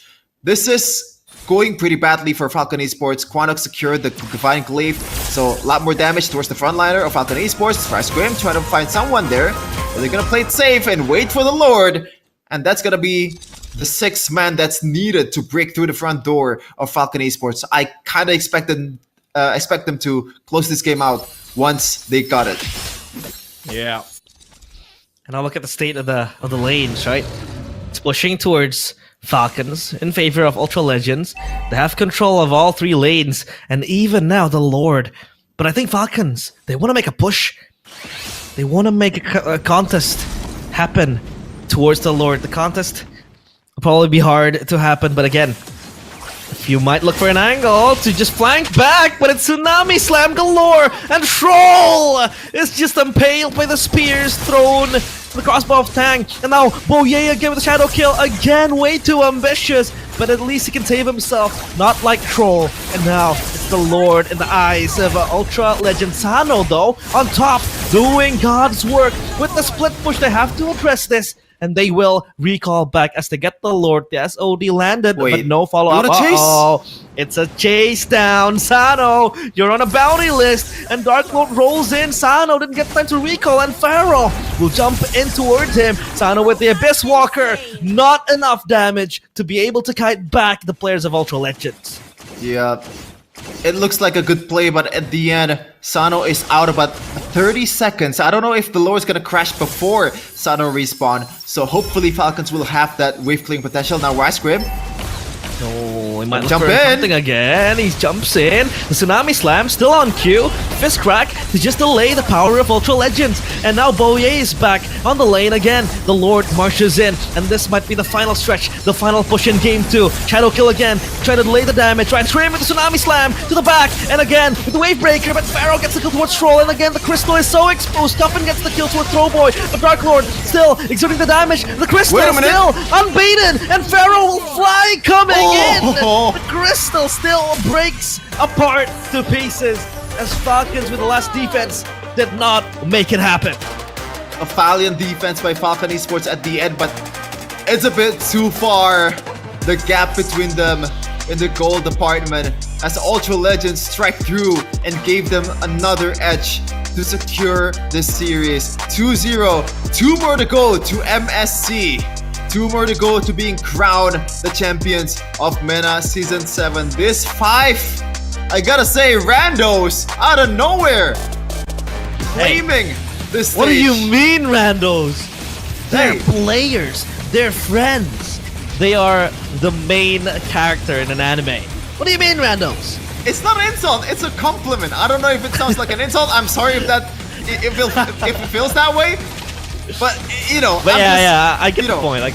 It's a marvelous, I guess, team when you put it into perspective on what they've been through and what's their preparation, like what's the expectation, especially. This team has no business being here, but yet they're here. Yeah, they are here, and they deserve it, Jeffin. I mean, it's so hard to pin down a single stellar member of the players of Ultra Legends because everyone is just functioning to their own, I don't know, needs, I guess. Everyone is just doing their own job in a spectacular way. Rice Cream, I'd say, is a very pivotal member of this game, at least, because he was the one to always initiate the lockdowns, to initiate the peels, the Tsunami Slams, always catching onto the members of Falcons. This was the last defense, by the way, and it was almost coming to fruition. Had it not been for Pharaoh, who came in and focused down on the Crystal, if that minion was cleared in the right second, I think Falcons still had a shot to just prolong the game, but Ultra Legends, they still bring home the 2-0. So, 2 more games, 2 games away from attending MSC. And again, your MVP for Game 2 is Pharaoh, back-to-back MVPs. Yeah, 90% kill participation with 7-1-2 KDA. So a lot of execution, a lot of gold being poured to his bag. And you can see the items. This is the new 1-1 build that you probably want to, pick out here from Pro Scene has claws, no DHS, no more Marksman Trinity for the 1-1, and that brings out a lot of value and also survivability with the 1-1, while also dealing a lot of damage it's in itself. And also the pull yourself together just to shorten the cooldown of both the Inspire, because you really need that to deal that much damage against the frontliner, and also shorten the cooldown of the Wind of Nature. Looking at the stats though here, I don't think there's gonna be anything crazy that needs to be pointed out. Maybe Quanok just silently dealing 28% damage of the whole team kinda made me a bit surprised, man, because in the early game you didn't see a lot of damage being put out by Quanok. It's always the silent damager, this hero, in all the matches that he's starring in. And a 14-minute game, man. I gotta say, I think it's more of a draft diff in this game for Ultra Legends, if I'm being bold. Now that could be the case, right? Because again, we talked about the possibility of a dive comp, but again, the Kalea comes in, the Zask as well. It's just independent, right? I mean, when you have so many independent members that can peel for themselves, the Kalea then focuses on just trying to peel for the carry, for the marksman. I mean, Zask can just, pop out the DD. The Joy can just run away with the electrifying beats and the Rhythm of Joy, and then Dark Lord can just roll around like a bad boy, a beefy boy at that. And then the focus shifts to just protecting Pharaoh, Mr. President. And I think this is a very adaptive draft that Ultra Legends was bringing, right? Because then Falcons had to respond again with 2 picks that can just catch them off guard, but they did not really make that happen. A lot of attempts, I mean, with the Shadow Kill, with the Fist Cracks, but it still just did not come to fruition. And Ultra Legends, I feel like they have a very good read of what Falcons wanted to do. Yeah, I think from the get-go, the win condition is much easier for Ultra Legends composition to pull off. That's why I really like the draft coming out of it. And the fact that the frontliner has a whole, the frontliners of Falcons job is 10 times harder than Ultra Legends, because you gotta watch out for the purifies, you gotta watch out for the built-in purifies from the 1-1. Yeah. You also have to somehow get a pick off while also not being favorable to you. There's minimal target that's available for you to have, and the follow-up damage is not there yet in the early game, and Sano is being the Moskov. At the same time, yes, you want to split push, but when the main damage dealer is not there to back you up, then how do you win team fights at that point? Yeah, that's true, right? I mean, Sano was doing his best. I think we gotta give props to Sano, right? He was making something happen out of nothing. He was making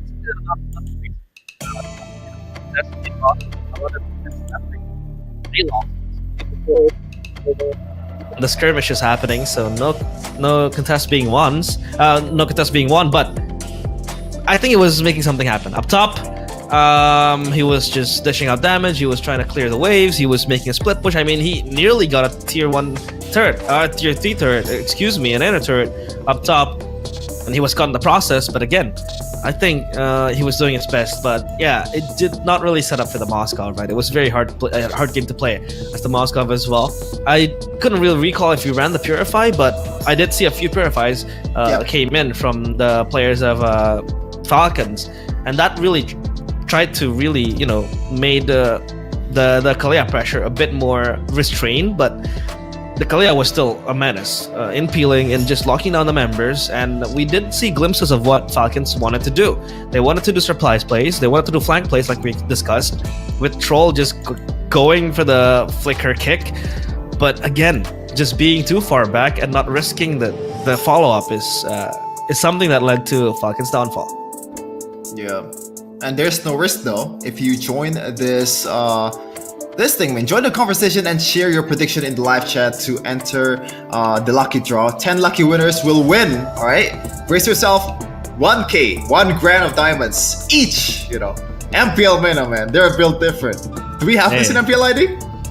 I don't think we do. We only have the audience topic voting.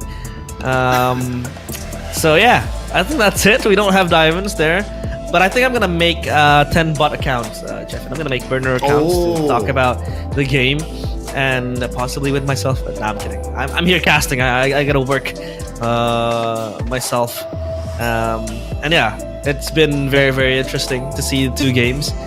So if you guys have any wild thoughts you want to share, please be respectful. Don't do any harm.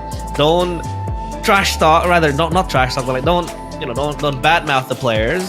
Obviously, it's a developing region, and it's getting there. It's getting there. It really is. I mean, look at the talents we have from Ultra Legends. Again, the narrative of the power shift happening, and then these guys just came from out of nowhere, being going toe to toe with Falcons as the legend. So if you guys have any comments, pin them down on the comment section, and you possibly can win 1,000 diamonds. But of course, the main menu. What is it, Chefin? It's MSC and MWI 2025 at EWC in Riyadh against Saudi Arabia. Assalamualaikum Riyadh. And this is such a prestigious tournament, especially, the prize pool, man. Even if you just enter the tournament being the last placer, that's already a blessing of a lifetime for your 7 generations to come. $3 million for MSC and $500,000, I believe, for MWI. That's a lot of moolah. That's a lot of dough. Yeah. That's a lot of do it. What we say here in Indonesia, do it is everything. Money said, no, I'm kidding. Yeah, so if you guys have the chance, especially you guys watching at home here, MPL MENA fans, I do believe last season, I think it was 2 seasons ago or last season, they held an offline playoffs, right? Yeah. I couldn't really recall which season that was, but yeah, if you guys have the time to come down to Riyadh to enjoy MSC and MWI, do so. Tickets are, I think, on sale now, and yeah, you can prepare yourself because we are going there. We are getting there to MSC, and this is no different. I mean, today's result will, dictate who will go to MSC. Will it be Falcons? Will it be Ultra Legends?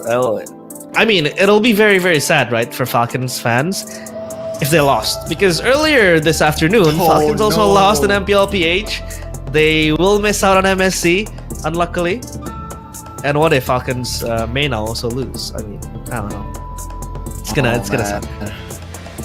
It's gonna for sure, but I'm pretty, I guess, jealous for Riyadh Citizen Realize. Not only, wait. You know what? We're gonna talk about it later because we gotta have a break right now to prepare ourselves for the next matches to come. Don't worry, do not go anywhere. It's game 3 after this, after the break. It's still with us, Chefin and Realize in MPL MENA Season 7 Grand Finals.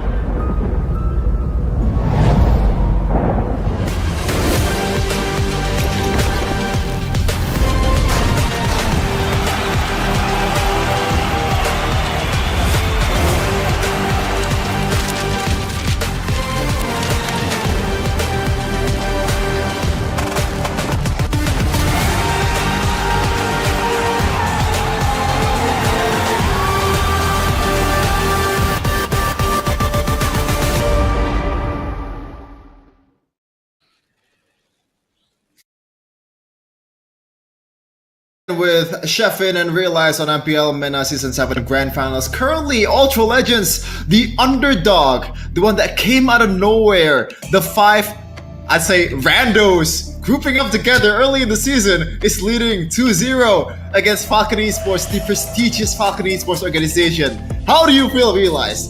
Does this, is this within your expectation? Well, the randos are proving you wrong, and no, it's not beyond my expectation. Why? Because I told Mr. Producer as well backstage when we were talking about this before we went live. I said it, Ultra Legends are gonna 4-0 the series, so we're en route to that being happening. It's still 2-0, still 2 more games to play if they want to get that 4-0.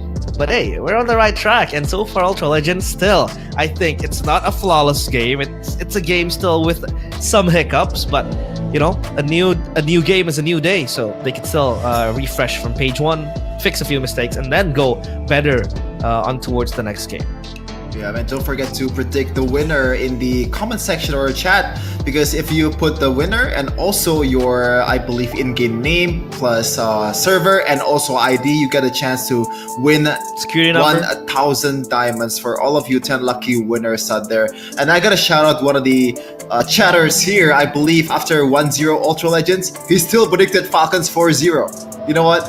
That's the spirit of a Falcon fan for you. I like that a lot. Okay, so from 1-0, yeah, he still predicts a 4-0 to happen to Ultra Legends. That means they have to roll back game 1, which will take us back 2 games. Hey, and maybe it's they have a time traveling hey, machine. yeah, maybe that is true. Maybe they're Diggy. Maybe they have time journey to go back in time. Yeah, it's a possibility. But obviously, so far, the comment section has been very, very lively. So again, we encourage good habit, guys, good manners. Don't badmouth the players. They're doing their best, and so far it has been a very a spectacle to watch.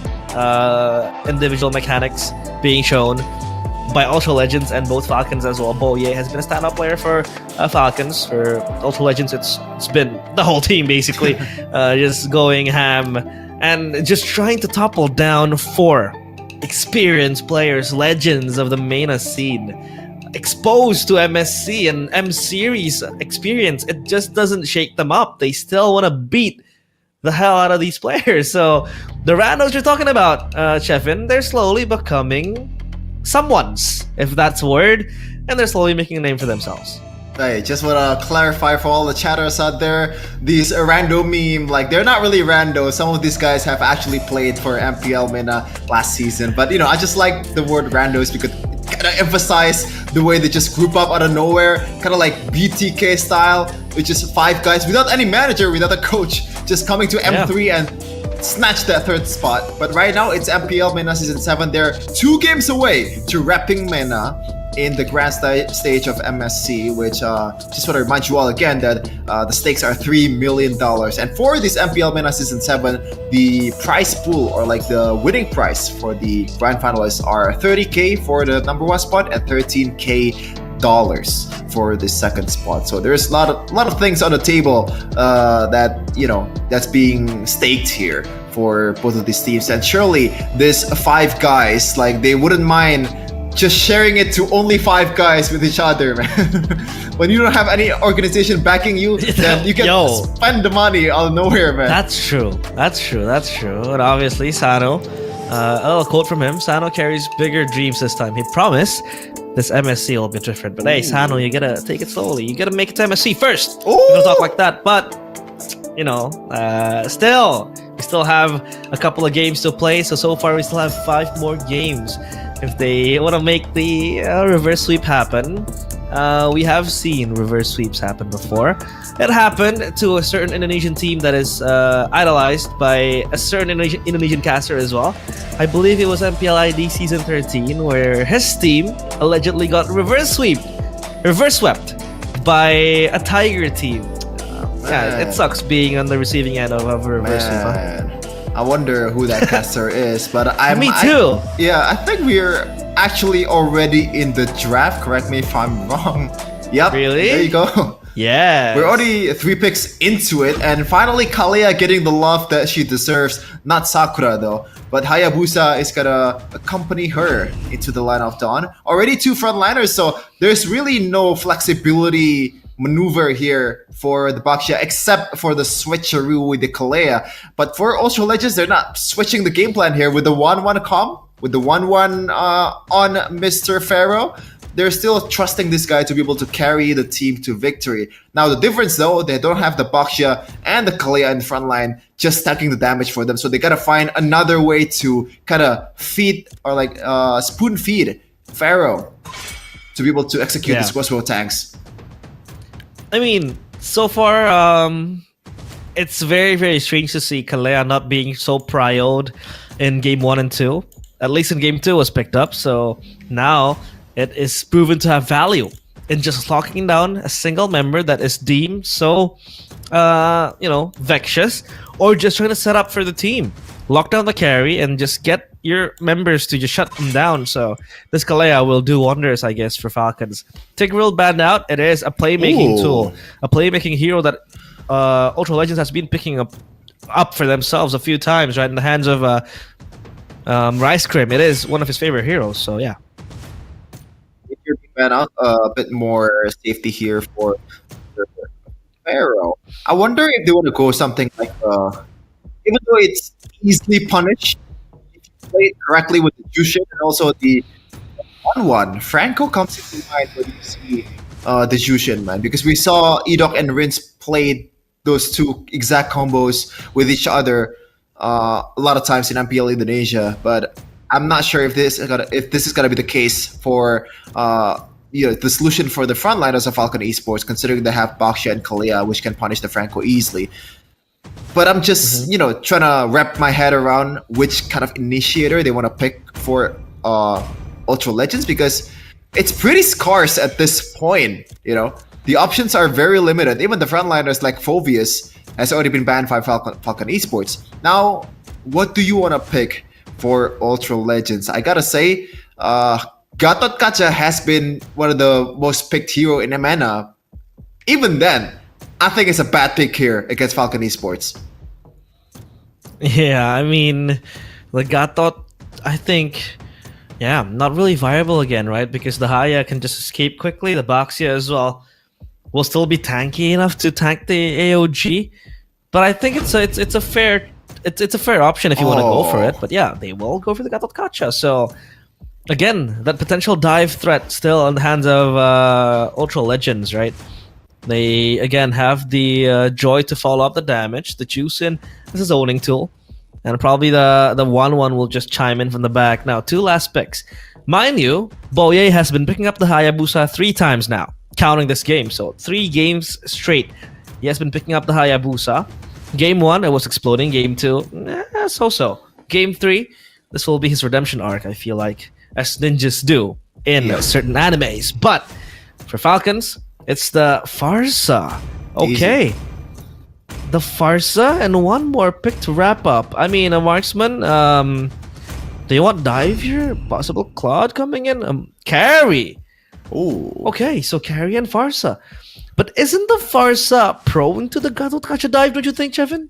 Well, it is there's pros and cons, but I think the pros overweigh the cons here, especially when you have a Jushin and also 1-1.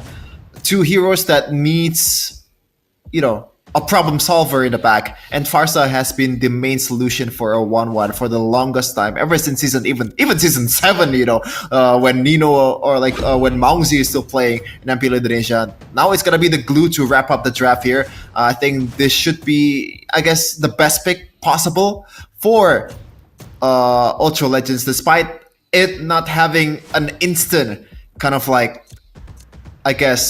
spoon-feeding mechanics towards the 1-1. But I do think it's the best possible option for them.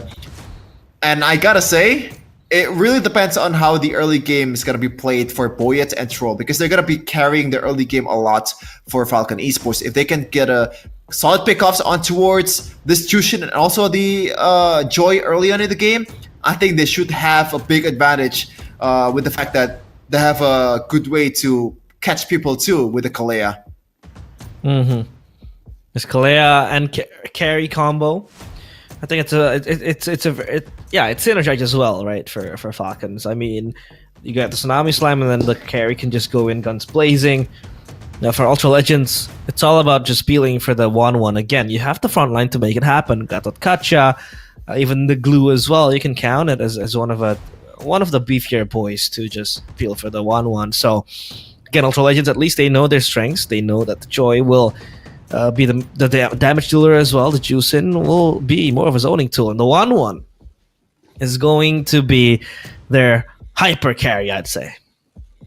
They say 3 times the charm. If it's failed, or if Falcons fail to snatch a W here, is it game over? Is it a death sentence in this grand finals of MPL MENA Season 7? Let's see the answer for game number 3 of Ultra Legends versus Falcons. Ultra Legends making waves and making a name for themselves. And again, as their name suggests, if they do win this iteration of MPL MENA Season 7 to be exact, there is a possibility that they can ascend to legend status. But for now, as quoting Chefin, they are still 5 randos. I think we gotta stop with the randos even though I made it up in the first one. Meanwhile, Coffin gonna get engaged on early game here. Just taking some it's gonna be heat fine here. And also the healing from Toll. Just such a good utility early on in the game, especially when you're trading some HP bars in the first few seconds. It's gonna be interesting to see because Pharaoh, I believe, will have a bit of advantage against Sano, which will put a lot of emphasis towards the gold lane. As you can see, Boye is already rotating to the bottom lane. I mean, he's near level 4. He's gonna take the topside camp as well. But for Sanji, he's also under pressure. Cuffin comes in. He's gonna poke back the players of Ultra Legends. That was Throwboy. Just throwing away his possibility of a gank up top. And now, look at Falcons. They're moving in unison. 4 members strong. As Rice Grim might walk to his demise. Wavebreaker connects, and Rice Grim deleted in an instant, but the vengeance is popped. Shadow kill, not yet connecting just yet, but Troll gets the kill towards Rice Grim at the end of the day. And now it's Throwboy just running back. Quano gets the lift off, but it's not good enough damage to take down Troll. Yeah, that was a... I gotta say, even though they got taken down, or Rice Grim got taken down, I can see, you know, some silver lining there for all Ultra Legends, especially the fact that they realize that it's a level 4 Haya. They realize that no one is visible on the map, and most likely Quanok will be on the receiving end if he decided to show up in the mid lane. So it looks like they know what to do against this Hayabusa, which makes me feel a bit more confident with them in the later part of the game.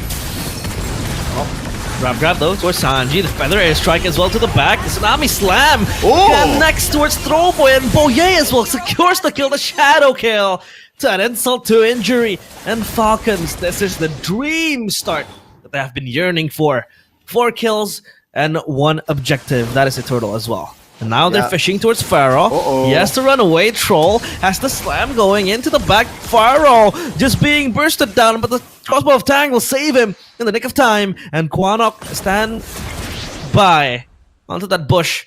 And no follow-up whatsoever from Falcons.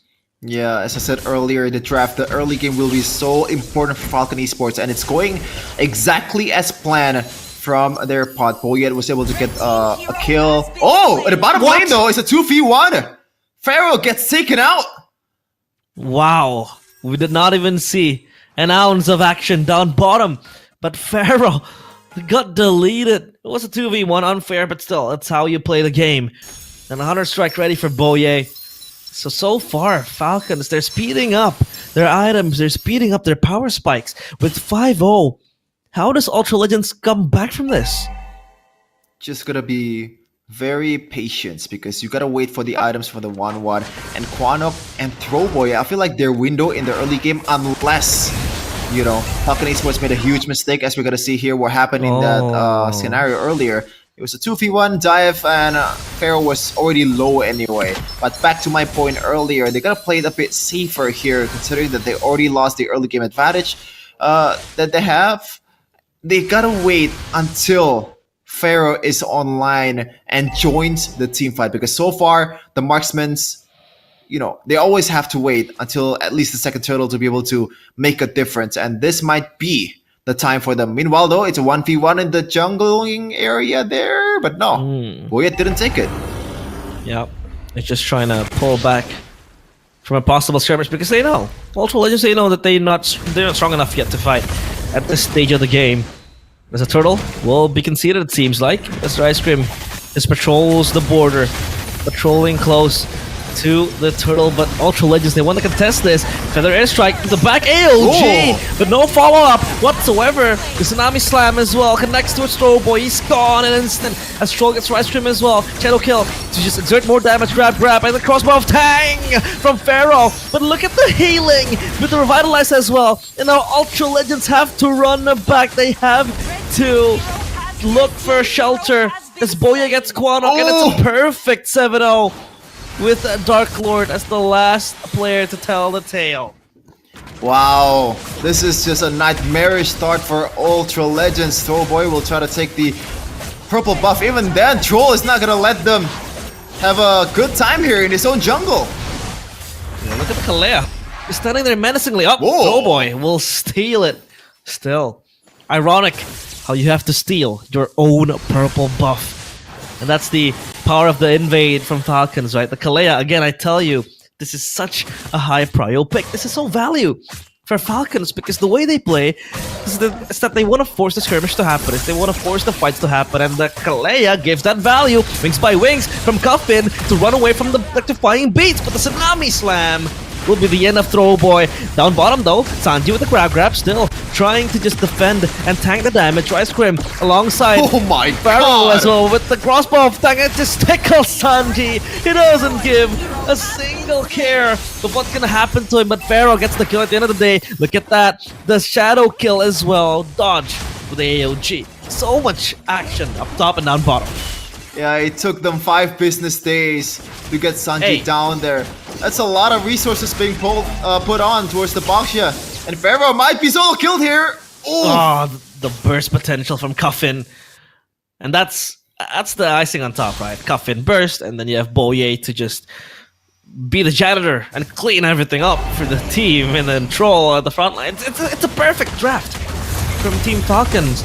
For Ultra Legends, I don't see an angle where they can just come flying in. Maybe the AOG, and then you can bank on Pharaoh getting the crossbow of Tank, but then again, they are yet to hit their power spikes. 10-1 is not a favorable scoreline to be in, so yeah, they're biting their fingers at this point. Yeah, almost 1k gold per minute difference here for Falcon Esports and Ultra Legends. This is definitely not the place that they want to be in, especially for Throwboy right now. Like, which target do they have here? Yes, the AOG does work, but they still have flickers, they still have dashes. And I gotta say, even landing the AOG will not help Pharaoh a lot in this game. He needs someone that can pull back one of the frontliners towards him to be able to execute the crossbow attack. Even then, I don't think he has enough damage to put out in this early of a game with his items. I think he just secured his second item, and he's gonna delay it even longer. Now he's taken down. Pharaoh, that Purify you have as your second skill, it doesn't work. Ah, Shadow kill to Throwboy, but Throwboy will be able to run away. Look at Sanji just rolling in. They see him rolling, they hate him. And now Sanji is just making a name for himself. Look at the aura that this guy has. And Troll just recalling in front of Dark Lord. But they know they can't do anything about him. The grab to Troll as Sano will back them up. But Sanji again being the bodyguard to just usher the players of Falcon. As Ultra Legends, they can't do anything at this minute just yet. I don't know what they want to wait for, but at the moment it's all Falcons. Uh-oh. Tsunami Slam to the back. Defense just popped this wall. Rice Crim deleted in mere seconds as Pharaoh still looking for the weakness points. Just running in the back. Crossbow of Tang to Sanji. Revitalized to save him. And there goes the Wave Breaker with the stride as well. And Boya gets Pharaoh. It's Sano throwing shades at Throwboy. 3 for none. Falcons again prevailing. Now, this is the Falcons that we're used to seeing in the regular season of MPL MENA. The gal and also the swagger that these guys have, and also the confidence with the recalls as well. This is Falcons in its prime form, and this might propel them to a Game 3 victory. Already 9k gold lead and counting for the Falcons. Can they soar their wings enough against Ultra Legends here in game number 3? Because right now it's looking mighty fine for them. Man, it's just waiting for mistakes at this point for Ultra Legends. Oh, Tsunami Slam with the AOG. 2 slams. Crossbow of Tang will take down Troll, but not for Sano. He lives to see another day. But look at that. Wings by wings movement by Cuffin to catch Quanok, but Quanok will not get taken down. A premature cancel to the Feather Airstrike. That's all it takes to push Ultra Legends back. I do see an angle where they can really win the fight if Pharaoh gets to his items, and Throwboy might just look for what? The beats to connect. I think they have a solid chance, man. but Falcons is just not letting that happen at all. They're not letting anything happen at this point. Look at that, even Boye just diving again in the back. The Crimson Beacon will save Quanok for the meantime, but they get the tier 2 turret and the Lord marching on bottom. I gotta say, I kinda disagree with the Throwboy getting a good electrifying beats realized, because at this point, I'm pretty confident that Sano, 1v1 against Throwboy, he can take care of his own even without magic defense, man. There's just too much snowball for this carry. Meanwhile, Throwboy so far it's just a cardio game. He is 0 for 0. No conversion on the KDAs whatsoever. He's just looking for mistakes at this point from Falcon Esports, and it looks like they're not gonna make a lot of it by now. Hey, it's what we call a cardio joy, right? Just looking for marathons and sprints and running around Troll. A good stride breaker takes the tidal wave as well to the back. Tsunami Slam rather, sorry. Sado gets the kill towards Ice Cream. The crossbow of Tank still to be popped. Sanji just tanking it like a boss. In the back, the Throwboy has to run for the hills as Dark Lord gets deleted as well. Sano, again, being such a menace, and Boye dives to Pharaoh's demise. And Quanok 1v5 against the whole world. And this world is all Falcons for the taking. Yeah, 14 seconds, 4 seconds for Rice Cream to come out. Can't hit the vent. 2 waves coming in, crashing in from Falcon Esports from top or from bottom and mid turret. They're gonna take 2 of these and maybe back out. Do they want to actually end it though is the question. Can they do it? No! They're going the calculated route, Chefin. They're taking this methodical ways. It's not fun, but it is calculated, it is methodical, so, you know, they desperately need a win. They cannot afford to create a blunder. So, again, they can wait for the Lord, it's there. 11 seconds, Throwboy is down bottom, trying to make a wave happen and just push away. But for now, it's Falcons just having control of the jungle, so deep in enemy lines, and the Lord spawns. This is where it gets real for Falcons. Whoa. Already forcing out a Crimson Beacon, just a single quad shadow from Boyet. It kind of signifies how dominant Falcon has been in this game. 14k gold lead in a span of 12.5 minutes, and I don't think they can take this Lord or contest it. Not even close to being in the Lord pit. It's just turtling the base by now. Ultra Legends, and look at that. That's the item that's gonna boost his survivability. Sano against Throwboy, against Quanok, even against Rice Cream and Dark Lord, it's gonna make him be able to deal damage without getting any repercussions. And now they're just gonna try to siege the bases, siege the inhibitor turrets of Ultra Legends. They're just gonna take care of 3 of these and make sure they're gonna end it right here, right now. 21-2. In a kill department. That's domination. Is it geekable, Chefin? Nah. I don't think so personally, because look at the back! The shadow kill to the fountain! But no, it doesn't get the kill just yet. The Tsunami Slam will, though, as Dark Lord the leader tries Crim next to the chopping block. It's Tano again, being such a menace. 2 kills to his name. In the back, it's Pharaoh, but he's just going for a Hail Mary play as the crystal is exposed, and the Lord will usher in the win for Falcons.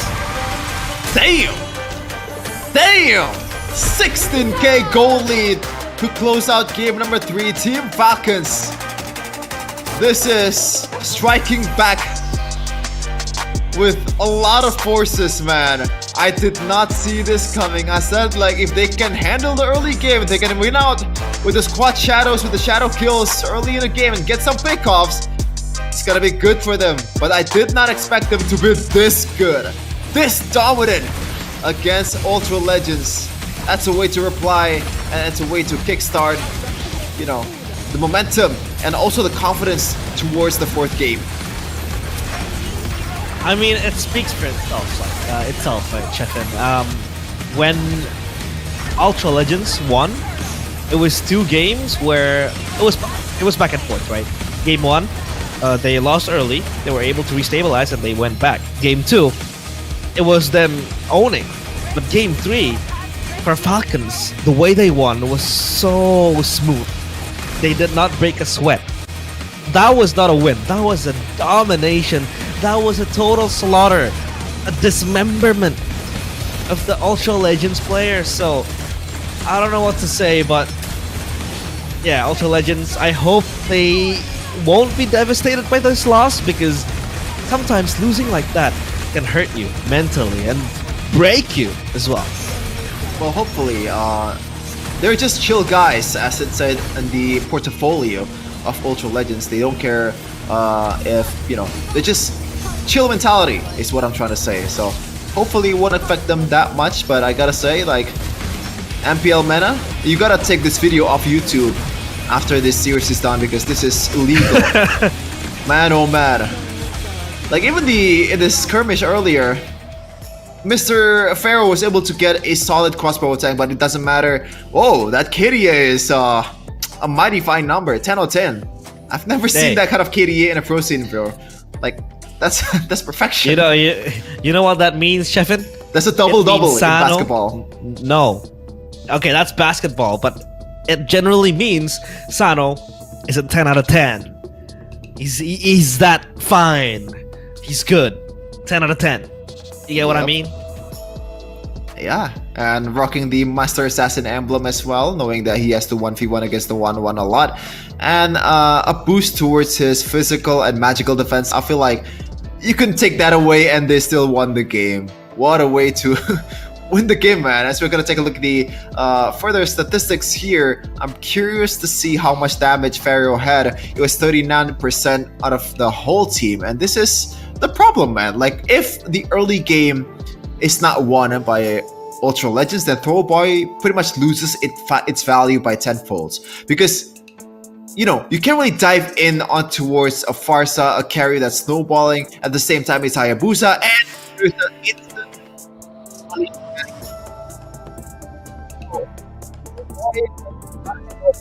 throw it out of the window in the mid game. Earlier, you can see the gold difference there from the jungler. 5k gold lead just from Boyet and Throwboy. That's just yikes, man. Well. I mean, this is the Falcons that we know, right? You said it. I mean, when they're dominating. This is a fully one-sided game happening from each side. I mean, it was hard as well for Ultra Legends to navigate through the team fight, right? When so much is being thrown at you, you get a feather airstrike coming in, and then you have Sakura just jumping in and just RKOing you, if you get what I mean. And then comes in the Baxter rolling in, and Ultra Legends, all they have to do is to just peel back. Their counterplay was the AOG, but again, the question is, who jumps in with the Gatot Kacha? Sure, the Gatot Kacha gets the lockdown to 2 players, maybe 1 towards Cuffin, but that's a valuable kill, right? But then no viable member is able to follow up from the back, so yeah, I guess it's just done and dusted by then. Yeah, I think for both of these teams, the strategy going forward is to somehow make the life easier for the frontliners, because it has been the case. Like, if you have an easier win con for your roamer and also EXP laner, I feel like you have the game in your hands, and especially Abaxia will propel you through a W, right? Because I believe throughout these 3 games, the one that picks Abaxia wins. Is that right? I believe second gaming was also won by Ultra Legends when having Abaxia, so maybe they need to put more emphasis towards that pick for the flexibility part, for the fact that, you know, when you're snowballing, when you're leading in the game, it cannot be killed.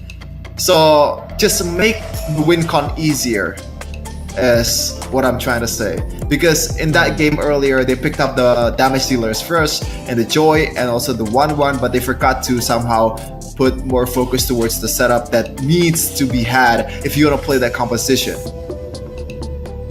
Yeah, I do agree as well. I mean, they were sticking with simple comps, right? Game 1, it was a simple executable comp.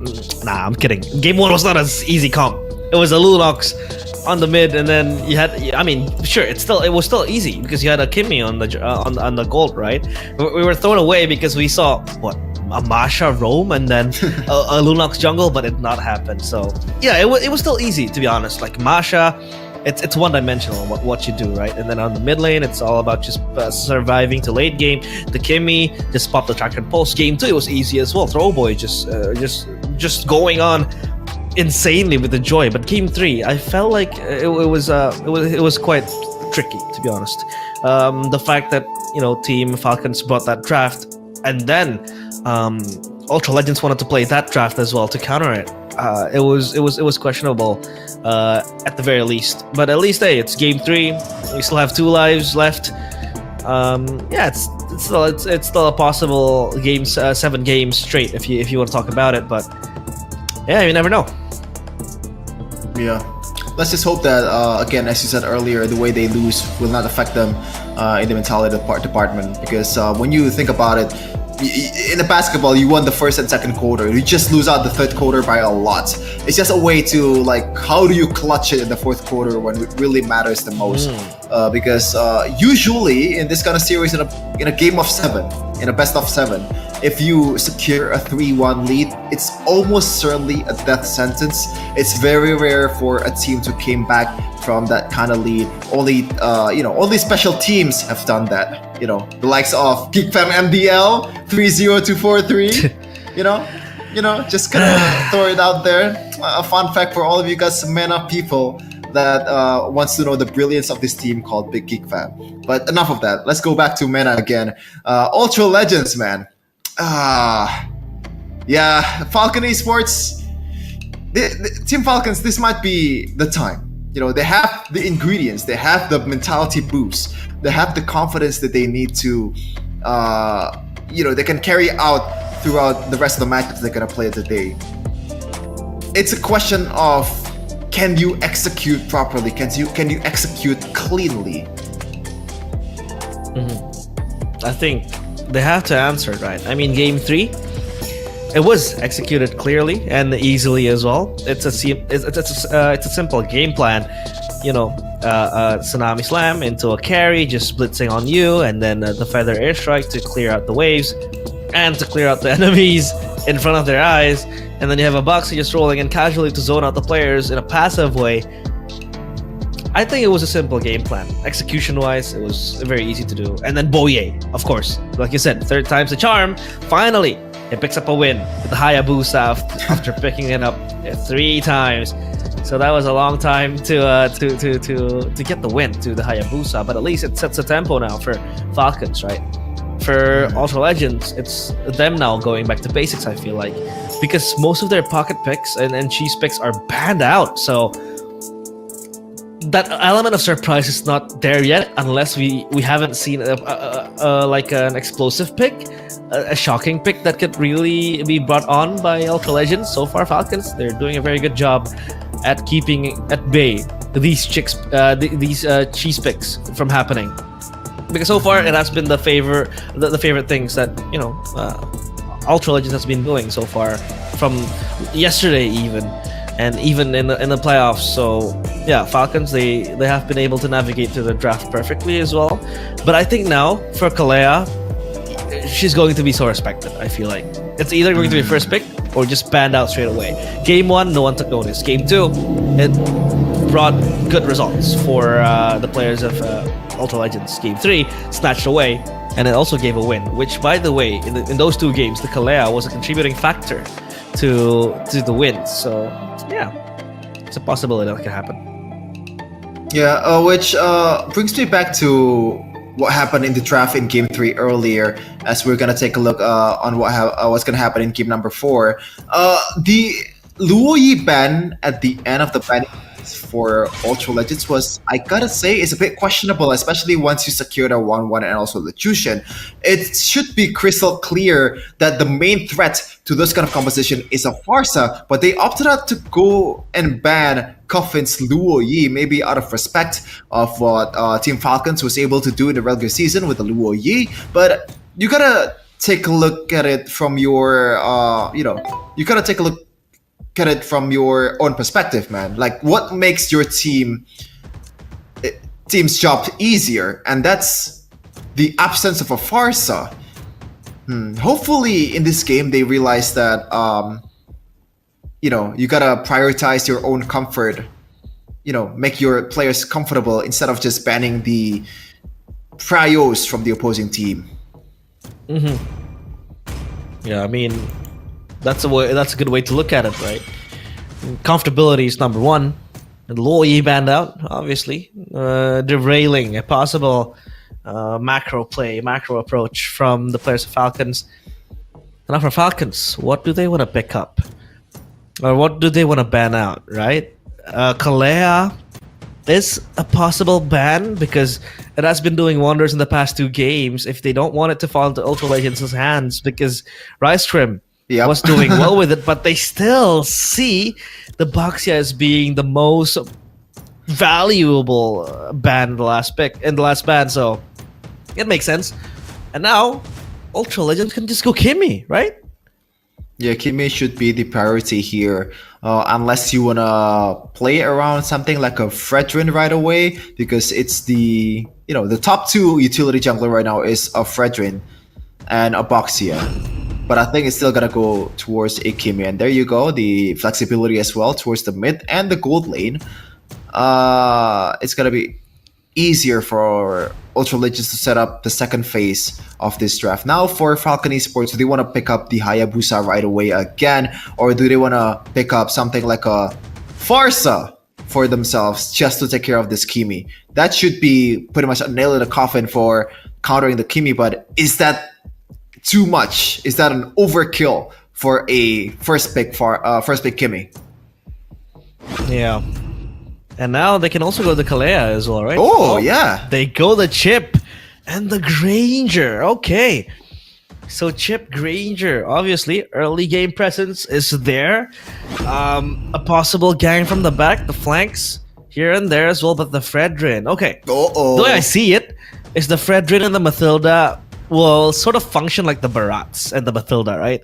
It can be really pervasive and invasive as well, in a nature that it just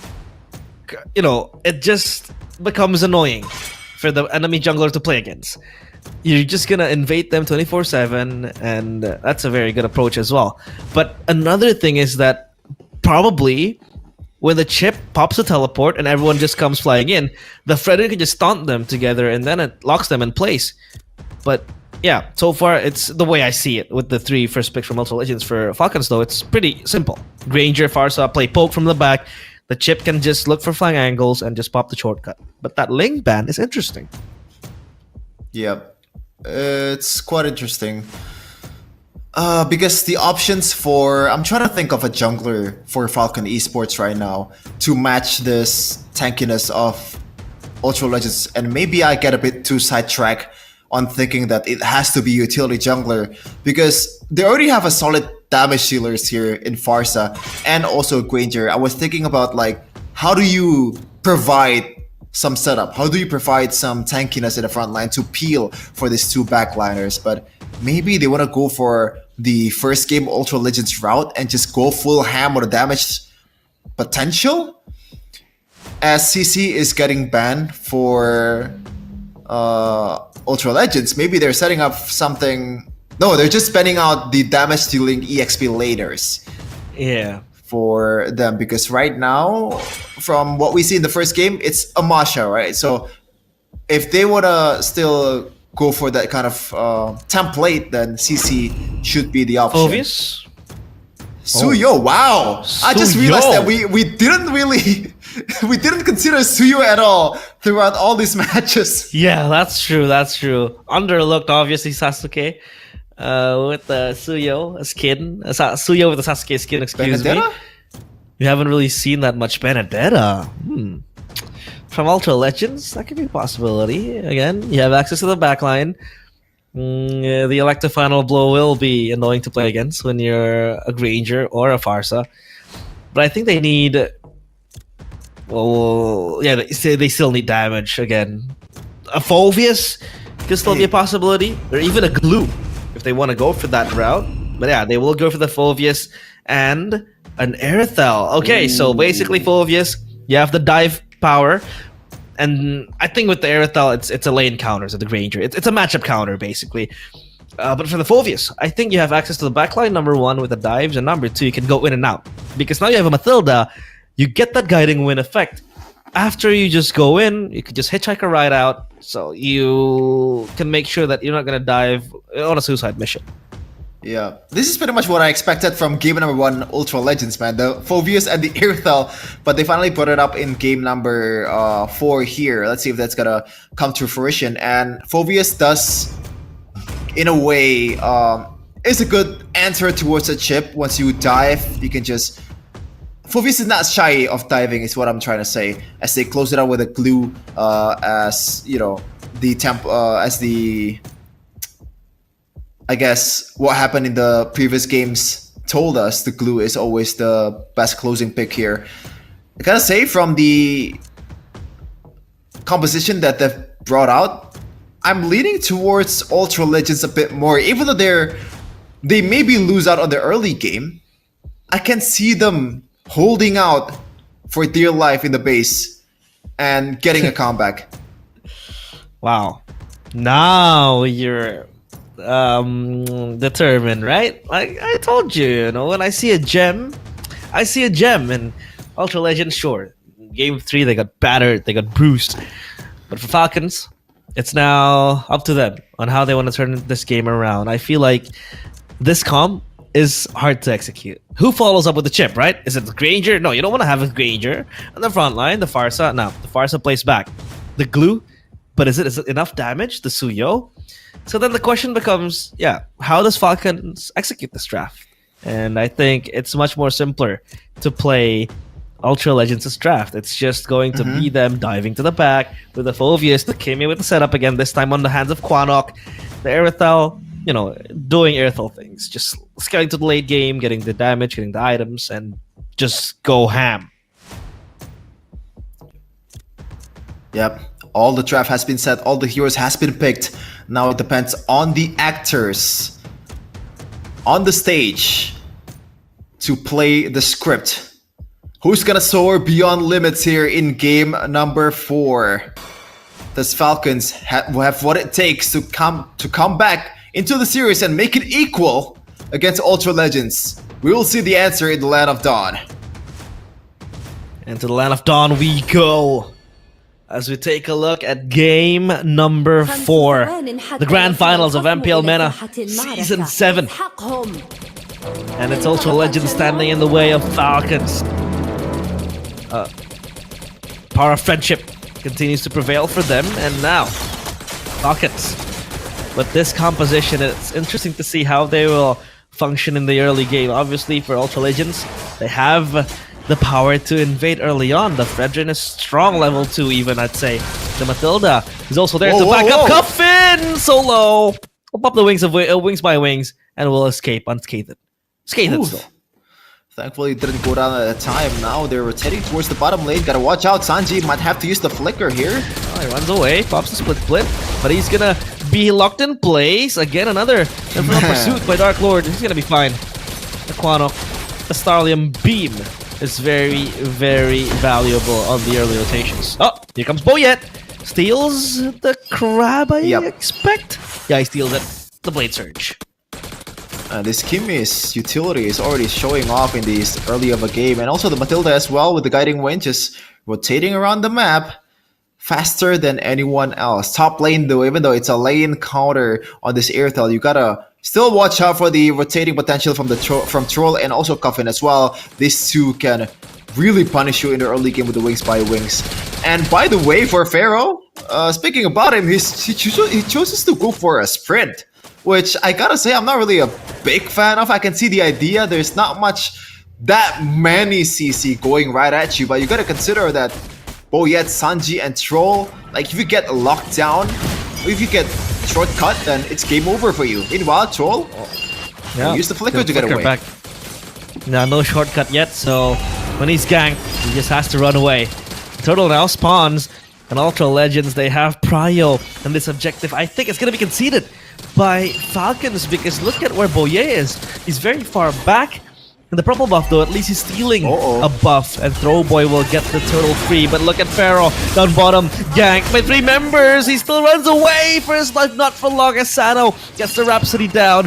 Ricegrim is here with Quanok as well, flying away, looking for an angle, but Cuffin with a feather airstrike now. It's just Throwboy popped upon with a grab. The Basil's Wrath will not get the kill, will not get any damage, and Throwboy is running for dear life. Quanok is here with the backup, Dark Lord as well, with the Circling Eagle, cancelled by Ricegrim, and Sanji will also back away. Oh, I wonder why Boya didn't want to commit towards Throwboy there, especially after him invading his purple. But I guess it does end up with Falcon Esports, or like Team Falcons, being on the positive end, especially after taking down Pharaoh on the long lane, on the gold lane there. Now going towards the second turtle here, about 1 minute left. It should be a different story with Boyet now a bit more ready to take down the turtle, but the advantage is still going to be on towards Throwboy with the utility jungler and also the healings and the rotating potential coming in from Ricegrim. Look at Quanok. It's just firing away with the beams and all that. That's what Kimmy does, and Ultra Legends, they might look for a play. Up top, they haven't really punished Sano so far, and the Granger can be a menace if it goes and bottom leaves lane unchecked. At bottom lane, though, Dark Lord will pop the Dark Wave, but look at the ult coming in from Cuffin to just dissipate. And this array Dark Lord is then falling back to the jungle. So far, Falcons are able to keep everything in check. But look at that. A gang might happen. The Flicker and Crash Course. The shotgun is will pop, but the Traction Pulse will pull Troll back into pieces. Cuffin in the back has to really handle Ricegrim, but it's a kill to Falcons. And it's Pharaoh losing his life, and Sanji will be locked in place. Quanok gets the kill. That's a very good kill to the Kimmy. Uh-oh, Quanok, you have to run for your life. Cuffin is waiting. And Quanok still able to run to a safer place. Throwboy just puts himself in front. Level 8 for the Fredrin. Oh man, I was trying to wrap my head around on how the hell did Pharaoh get there when Sano didn't even have a chance to get there.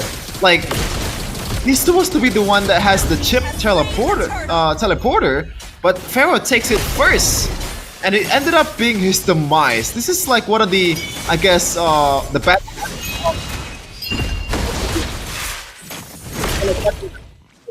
You don't really see the teleport before you try to use it, and that should be, that should be the procedure of trying to use it. You gotta watch out from your place to where you're going, because you might get punished. Yeah. And now Sano has the Sky Piercer, so he's battle ready. He's ready to join the fights. He's ready to really get the stacks going on the Granger, and that's what a Granger needs, right? 80 stacks is what he's looking for. The Sanji pops a split and just runs away from the top lane. So now look at Ultra Legends. They're moving in unison, just looking for ganks and plays to happen. 60 seconds to the turtle, so I think no contest is to happen as of yet. On the mid lane, they're pushing it up. And look at Boyet, though. He's splitting up, and he's getting that bottom lane push all for himself. This purple buff is under pressure now as Coffin pops. The feather airstrike, the traction pulls Sanji onto inside. And in pieces he goes, and he crumbles, evaporates. Rice Cream gets the kill. But they do have some kind of retaliation there in the top lane as Sano takes the turret. So I guess you could call that a bit of a even trade. But now Throwboy just diving in on towards the back line.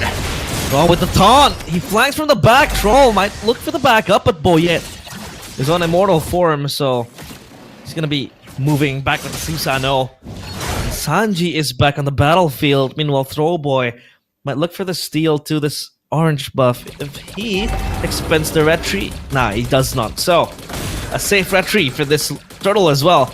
All uncontested for Falcons. The objective, at least, is on the hands of Ultra Legends. Yeah, it's an easier win con as the story goes in the series. Throwboy, I don't think it's gonna be in game. Oh, what? Throwboy? Throwboy? At the retreat. Yeah, he is actually throwing right now. Yeah, yo, okay, yeah, but that was a throw indeed, because he had the retreat. He had it ready, and it was Sano who stole the turtle for Falcons, and now they go for Hail Mary play with the Circling Eagle to the back. On the traction pulls, locks Sanji in place. Coffin is free hitting. The Appraiser swap doesn't connect, and Pharaoh comes in with a heavy crossbow, but no follow-up and no damage yet exerted. And now Ultra Legends, they lose all their resources with no one falling. That's very unfortunate, especially after the setup was done beautifully by Ultra Legends. As a single tap on the retreat, he used the retreat, but like it was not in time. I wonder what happened at the time. And Sano took it for himself. Quanok secured. Oh, watch out first. Pharaoh getting jumped on. Oh, shortcut. And Boye is here with the Blade Surge and the Evil Queller, but Coffin, the Wings by Wings, will be gap closing to Ultra Legends at the back. Boye has to be chased down, and it's Troll. The Appraiser's Wrath gone, and Throwboy finally having his own moment, but no, it's Sano! My God. Just crumbling Ultra Legends to pieces. And Quanok does live long enough to survive. It's Rice Cream and Dark Lord as well to accompany him. But it's a 3-4-2 trade, so I think it's still worth it for Ultra Legends.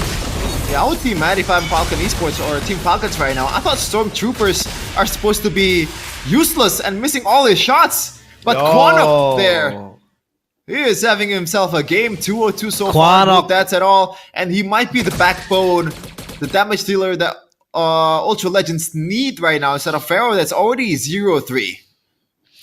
As long as they can keep this Kimmy safe and, you know, scot-free, it's all gonna be fine. But Pharaoh so far, yeah, not having the best game of his life.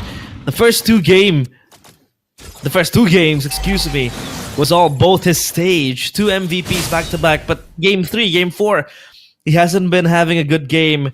So I think that happens to the best of us, but now Ultra Legends, they have to bank on something. Shortcut onto the bottom side again. Pharaoh just caught in no man's land. And now Falcons know that that's a target, and now they will run away. Sano pops the Rhapsody on towards the back. The Energy Eruption connects, and Sanji will be taken down. Not just yet, and Quanok will secure the kill. It's Pharaoh for Sanji.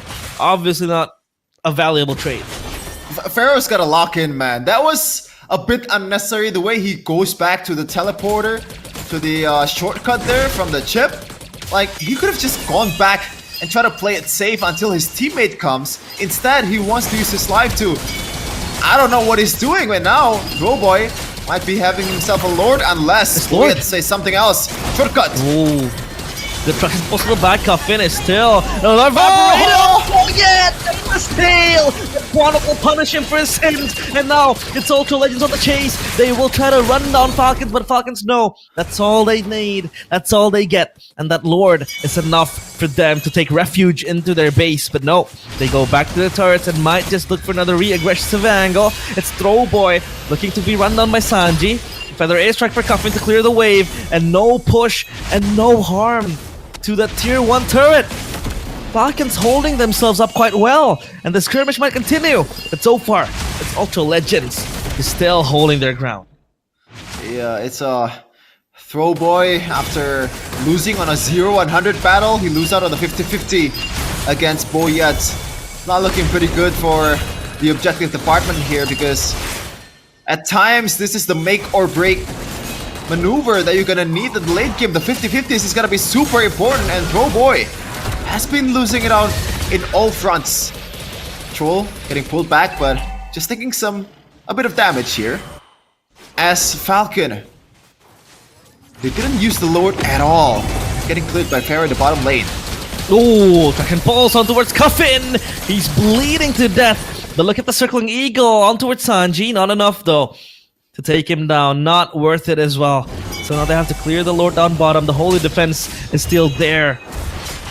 They will try to hold it as to not pop the passive.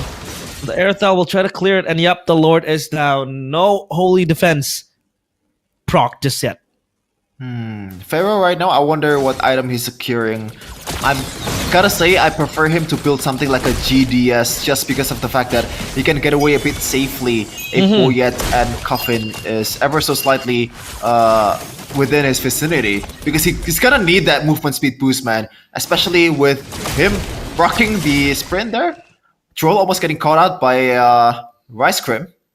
Throwboy, and also securing this throwback item, I gotta say, in the Guardian's helmet, something you don't really see every day in this kind of meta. 1.2k gold lead for Falcon Esports, but I gotta say, in the team fights, if Ultra Legends executed it properly, I think it should be their advantage. Yeah, it should be. It should be, because they have the damage, right? They have all the tools needed, and so far it's all just misplays happening left and right that really denies them, and maybe just Coffin with his zoning potential. This Farsa has been a menace to deal with, and Quanok cannot afford to die if they want to carry on and get the winning team fight. But Troll with the conceal might crash on something. Oh, Boyet is so low. And he has to recall. So at least now Ultra Legends, they have Prio down bottom. They can push this wave.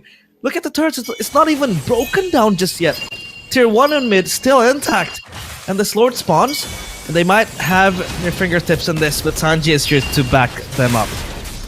Hey, you don't want to do a 50-50. Ultra Legends, don't do it. But Sano's in the bottom lane. He has the shortcut to be used after this. Uh-oh, the Lord going solo, but Throwboy diverts his attention to his Boyet. The Lord has to be the main focus, and Throwboy secures it. Now it's Troll, taunted on towards the backline. Boyet has to go back, he's low on HP. Sano cannot do anything about it. Sanji left to be fed to the wolves, or to the dragons rather, as Sanji will bite the bullet for the team, and the Falcons, their wings clipped. Traction pulse to push them back even further. That's a big win for Ultra Legends. 2 kills and a Lord. Yep, as I said, they just gotta lock in, man. Sometimes the biggest adjustment that you could make is being more focused. And Ultra Legends just did that. Throwboy finally winning it out. Well, not really. It was a 0 to 100 for himself. He had all the avenues in the world to use that retribution. And now they're knocking on towards Falcon's door. So they want to use this Lord to end the game. The answer is no. They're just gonna play it safe and take the turrets for themselves and wait for another opportunity. Look at Troll though. Look at Troll, He's eyeing for something here. Boyet might be spotted as well. Nah, he's gonna recall, so no follow-up. Troll will also recall respectively as well. But look at all the damage that has been done by Ultra Legends, right? Top side turret broken down, mid side turret only on the inners, but the bottom side still intact, all three. Standing strong for the players of Falcons and Throwboy. This bush might be his winning grace. Troll walks into it. Traction pulse to follow up as well. And Troll gets delated. No saving grace for him. As now they open up the horizon with this bottom side turret broken. But look at Boyet up top doing heavy work, heavy lifting to push the wave on towards the top side. But Dark Lord responds with one recall, and it's Throwboy again, just on the aggressive potential. Sanji will run back with a split. Throwboy again on the move, on the hunt, and Sano will push him back. Oh, traction pulse! Whoa. Sanji is so low! He's delated! And again, Sanji is just a blob of glue in the eyes of Quanok. They're shredding him like Swiss cheese! What the hell was that damage from Quanok? 603. I'm curious on what item he secured. Maybe some genius one? At least a divine glaive for him to be able to shred down a glue? That does not make sense at all, man. And this is the late game potential that I mentioned about in the draft. I'm not worried at all if it's gonna take it if the game's gonna take it to the late game, because Ultra Legends, they have essentially 2 marksmen and a really solid peel in Dark Lord, Throwboy, and also Rice Cream. We're gonna take a look at the items here exactly. Divine Glaive, Genius One, Holy Crystal, and also a Feather of Heaven. Oh, gotta watch out! Pharaoh getting jumped on! Oh, shortcut, and Pharaoh has to run back. He has the heavy crossbow to run away, and it's Coffin stuck, gone, cut down. As now the Energy Eruption blocks 2 players in place. The taunt connects. Troll as well, just running for dear life. Throwboy taken down by Sano, but in the back, Falcons might turn around this. Pharaoh still with the grab having to be mounted by Sanji. It's just Sano and Sanji. The double S's will be deleted soon enough. Sanji has to, having to bite the bullet, having to bite the damage, but Pharaoh is so low, and Sanji will take him down. Look at the circle giggle as well. Sanji has to run back. Not enough damage yet, but Dark Lord will take him down, and Sano still goes out unscathed. The top side wave is pushing, and Ultra Legends not yet able to end this game. Despite a disastrous team fight coming in from Ultra Legends, they somehow, quote-unquote, come out on top in the health department. They were up two heroes against 1 from Falcon Esports. That should not have happened if Ultra Legends just stick together as a group. They have a Fredrin, they have all the pills in the world. So they should have used that in that team fight earlier. They just get separated when they shouldn't be. And now this is the time for them to lock in. Boyet has the shortcut from Troll, but Throwboy, can he actually use this to his advantage? Troll flanking. Wait, Troll is flanking from the back. The shortcut will be popped, but look at that combo! The Appraiser's Wrath deals enough damage to just rile back Troll, and Boyet as well gone. Coffin deleted, the Lord marching in, and this might be the end angle for Ultra Legends. That's a Hail Mary pass coming in from Troll, but it got intercepted at the right time by Throwboy and crew. It's a 4v2 right now. Sano and Sanji being the 2 defenders of the Falcons' wings. Oh, no more minions just yet. Sanji still holding in place. The Energy Eruption connects onto him, and now the grab will buy some time. It's on towards Rice Cream. He has to go back, but Sanji can't hold this for any longer. It's Sano against the world. 5 bullets for 5 heads, but it's the heads of 5 dragons roaring back to life, and they take match point. They take series point, 1 win away to MSC. As Falcons, their wings are clipped. They no longer take flight. Inches closer to MSC, inches closer to being crowned as the champion of Season 7 MPL MENA. The Dragons that came out of nowhere is here to make a statement against the mighty Falcons. Congratulations, but 1 more game to secure, to go all the way and prove the doubters that they belong here. As we're gonna take a look at the highlight here. Early game, Falcon Esports was actually, Team Falcons was actually really good at kind of like spotting the mistake and spotting the opportunities that presented by Ultra Legends, especially in that first turtle earlier. They were able to take the gold laner in the opposing side of the map while also take the purple buff, but they lost the plot and also the advantage that they don't have in the late game. When the opposing team have 2 marksmen and a solid healer and peeler in a Mathilda, it's super hard for you to somehow come back from this kind of situation. I mean, look at the damage, right? Quanok was just there, standing, aura farming. And that was so disrespectful, the way he cuts Sanji, like hot knife through butter. It's insane, and again, the win con is there. As long as you can peel for your carries, as long as you can peel for the core players of Ultra Legends, it guarantees you a win in the team fights. Again, proven. Look at this. The way they were able to just I don't know how to say it. The way they were able to cut back on the players of Falcons. And this that was insane. Quanok was just playing with his food.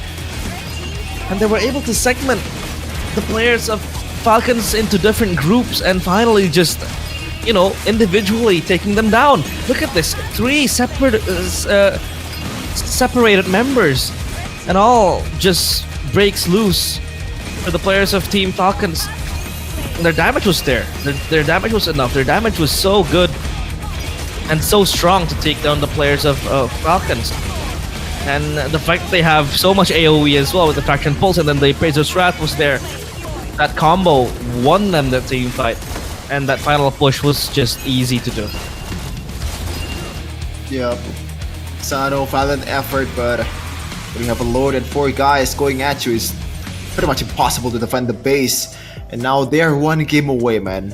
1 step away as the MVP of the game belongs to Rice Cream. 100% kill participation. I'll always say this to all of you guys, solo players out there. If you want to play Roamer and get MVPs, this is a hero to farm KDA, because Mathilda cannot die if you're snowballing. If you have this item, the photos, the blood wings, and also the Oracle just boosts your healings by 10-fold, and also the shield as well, not to mention. And the fact that you have this frontliner is just guiding you to victory, or you are the one guiding them to victory, just makes the game even easier. As we're gonna take a look at the damage dealt by both teams. Quanok and Pharaoh both do their part as the main damage dealers of Ultra Legends. But for Falcon Esports or Team Falcons, Sano is pretty much the backbone of this front-to-back composition that they're trying to, not front-to-back, but Sano is the one doing the front-to-back most of the part when they're trying to defend the base. Man, oh man, it's a hard game for him. It was a hard game for him. It was a hard game for Pharaoh as well. Pharaoh was not delivering in the last 2 games, but at least he was doing his job, right? Just kiting back the players of Falcons, and the rest of the team just does the job well. I mean, look at Quanok's build. It was quite different to what Pharaoh was building in the first game. He goes for the Genius Wand as opposed to the Sky Piercer previously. Feather of Heaven for extra sustainability.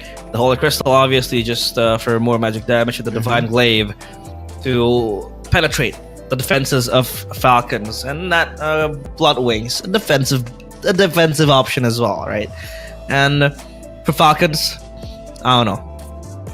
It felt like they had that game on their grasp because of a few blunders happening from Ultra Legends, right? There was a 50-50 blunder, there was a 100-0 blunder. A lot of blunders, but still, Ultra Legends, they managed to rise out from the ashes, and now they're 1 win away from MSC. Take a look at the gold graph here. It was until at least the 15-minute mark, it was Team Falcons' game until the items are being secured by the Irithel and also the Kimi. And mind you, the Kimi did not build the concentrated energy, probably because the fact that he already have Mathilda to kind of provide the healing and sustainability. And I gotta say, man, for Irithel, I gotta say, please pick the Purify. Please, just please, Yes, the sprint is very useful to chase. It's very useful to get away too. But if you're not given the chance to get away, then what do? It's at least 2 kills are contributed from the fact that the Irithel does not have the Purify for the right time. More pro players have to do this, man. We've been saying this in MPL ID a lot. Mirko has been pretty much preaching for it. As we're gonna take a look at the heat map here for Rice Cream, pretty much all over the map. He's pretty much picking who to guide. Who do I want to rotate? Who do I want to help getting around the map? If he wants to get the gold lane even towards the turtle fight, that could be done by a single tap of a guiding wind from Mathilda. And, early game, it's gotta be Throwboy, just accompanying Rice Cream all over the place. Late game, you might want to switch out towards Kimi or the Irithel. You can never go wrong with this kind of pick, man. And maybe for game number 5, they want to ban something like a Mathilda and a Baxia both all together for Team Falcons. Yeah, but can we talk about the I think the chip pick as well, right? That chip pick was I'd say one-dimensional. It was straightforward. There wasn't really I'd say like a strategy. Sure, they had one which was sending the Suyo far in the lane and then they would pop the shortcut to have him hitchhike a ride to teleport to the fight.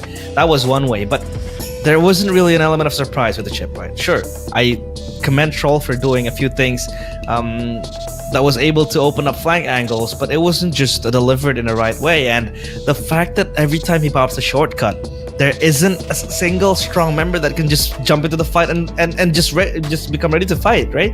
I mean, you don't want to have a Granger to go into the shortcut and just come in guns blazing. He's gonna die. He's gonna get squished.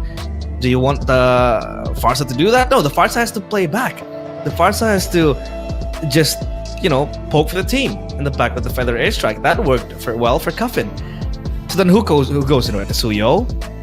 Not the strongest member. And that raises the questions, right? So I think if they really wanted to have that shortcut availability, they really had to pick a few heroes that I think are battle ready to just jump into the shortcut and just join the fight. I mean, pick a strong XP. Maybe a Phoveus would have done them better, but yeah, it was taken away by Ultra Legend. So I think that chip pick was in vain, unluckily. And also has to do with the fact that they responded to the chip pick quite beautifully. The fact that you have a chip in your in the opposing side, you already have a Kimmy, then you supply the Kimmy with the right peel in Mathilda and also Fredrin. I think that was kind of like, in a way, end all. Oh, this chip is gonna be having a really hard time. Even just because of these two picks, the Mathilda and also the Fredrin, and supplied with the Phoveus also. I think that's just like match made in heaven just to respawn the pick or like the shortcut from the chip. Like, not only that, those picks alone, those composition alone is already really strong in the team fight. We might go back to season 14 of MPL Indonesia, where Phoveus Mathilda was the meta, was the like 100% win rate combo in that time period. Even season 11, Fredrin Mathilda was the death sentence of a combo towards the opposing side. So you can't really go wrong with this kind of picks. It just brings you to a really easy win condition. Most of the time in the team fight, you can play the long lane too, because you have Mathilda to get you around the map. That safety net, if you overextend just a bit slightly, you can be bailed out from the death. And that's why I think Rice Quim just deserved that MVP. Yeah, I think it's insane what has happened in the last 4 games. And now obviously Ultra Legends, they're 1 win away from getting that MSC spot, right?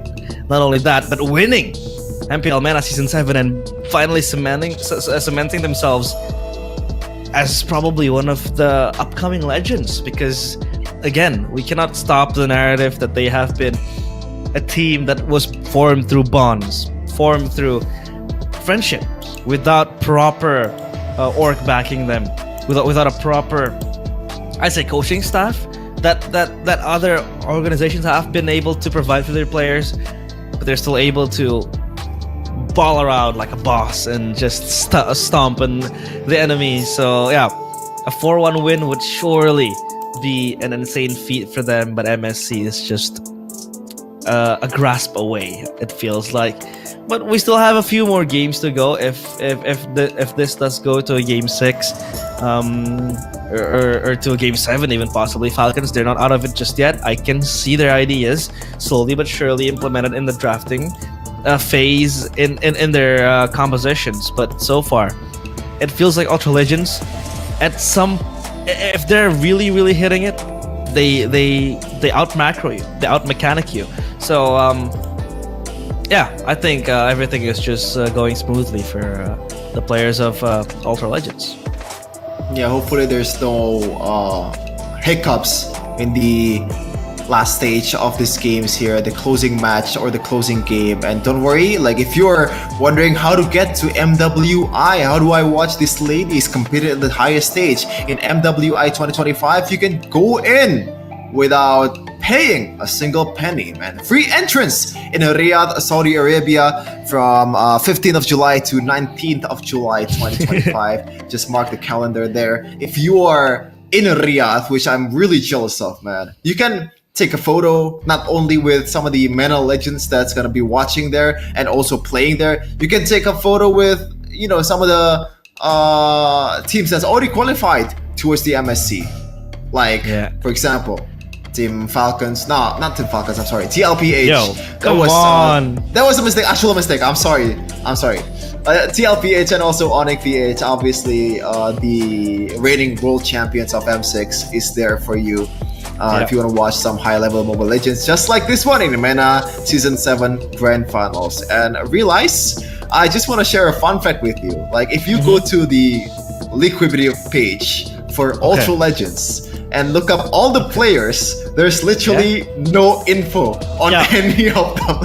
And that is why, you know, even though they're technically not randos, you know, some of them have played in the stage before.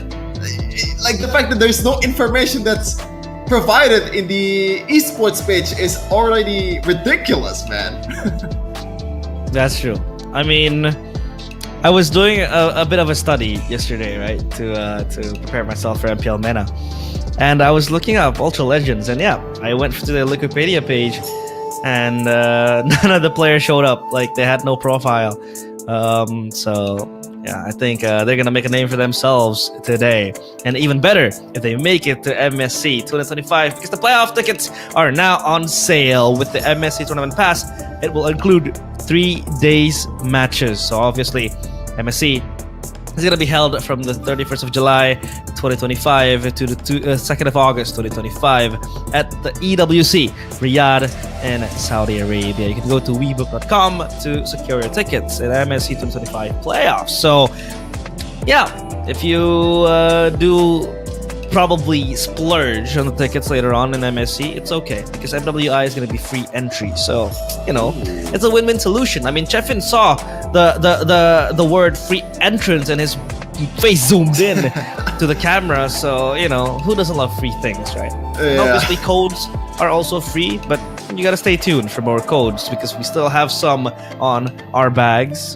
So, chill. And I read a comment saying that, you know, is it already morning in Indonesia? 2:30 a.m.-ish? It is already morning indeed. It's currently 1:30. So this is light work. This is light work for us, you know. It's fine. Yeah. Just maybe like 5 cups of coffee and a bit of a chance of heart attack, because overdose of caffeine will get you through 8 hours of casting. No, that's a dreadful fact. I don't even drink coffee.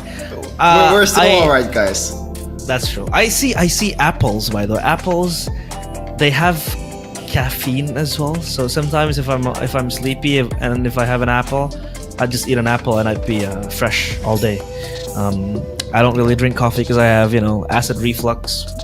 But, you know, the games are keeping me awake because it has been all fun 4 games. As they say, an apple a day keeps the doctor away, and somehow keep the you know, the drowsiness, the barista, away for you to be able to cast barista. Yeah, because then you don't need to make a coffee. Come on, Jeffin. But that's only you though. That's your problem. That's not my problem. No, there's like a million other people that has acid reflux that can't drink coffee. Yeah, shout out to the acid refluxer out there. We feel acid for you. Refluxer. I'm an acid refluxer. Is that and we're going to game know. number. Oh my god, I forgot. Game number 5. Now, it's already 1:30 a.m. in Indonesia right now, but we're still going pretty fine. Especially if we're gonna see the potential closing match here against Ultra Legends.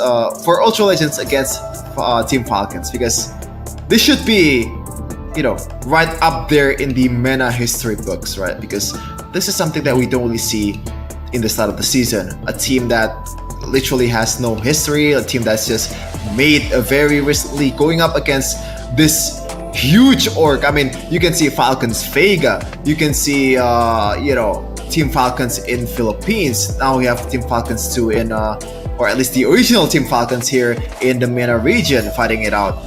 Like, they should be the number 1 contender, yet they're down about 2 points right now and potentially losing out on the MSC spot. Yeah, that's gonna be a bummer, right? I mean, this was the core roster that has been in the international stages for quite some time now. Ex Twisted Mind 4 members. I mean, Sano, or rather Hoda, excuse me, the jungler of Twisted Minds that has been playing with the core members of Falcons. I think deep down he also wants Falcons to not win, because then, if you don't go to MSC, I don't go to MSC. Yeah, it's fair. No, I'm kidding. I think he wants the best for his ex-teammates as well. But imagine Ultra Legends being on MSC, or rather better, they make wildcard, and then they get to the playoffs, they get to the group stages. Who knows? It's a possibility. Yeah, it's also possible that we need some break right now, because as fine as we are humans at the end of the day. So stay tuned for game number 5 and potentially the closing match of MPL MENA Season 7 after this.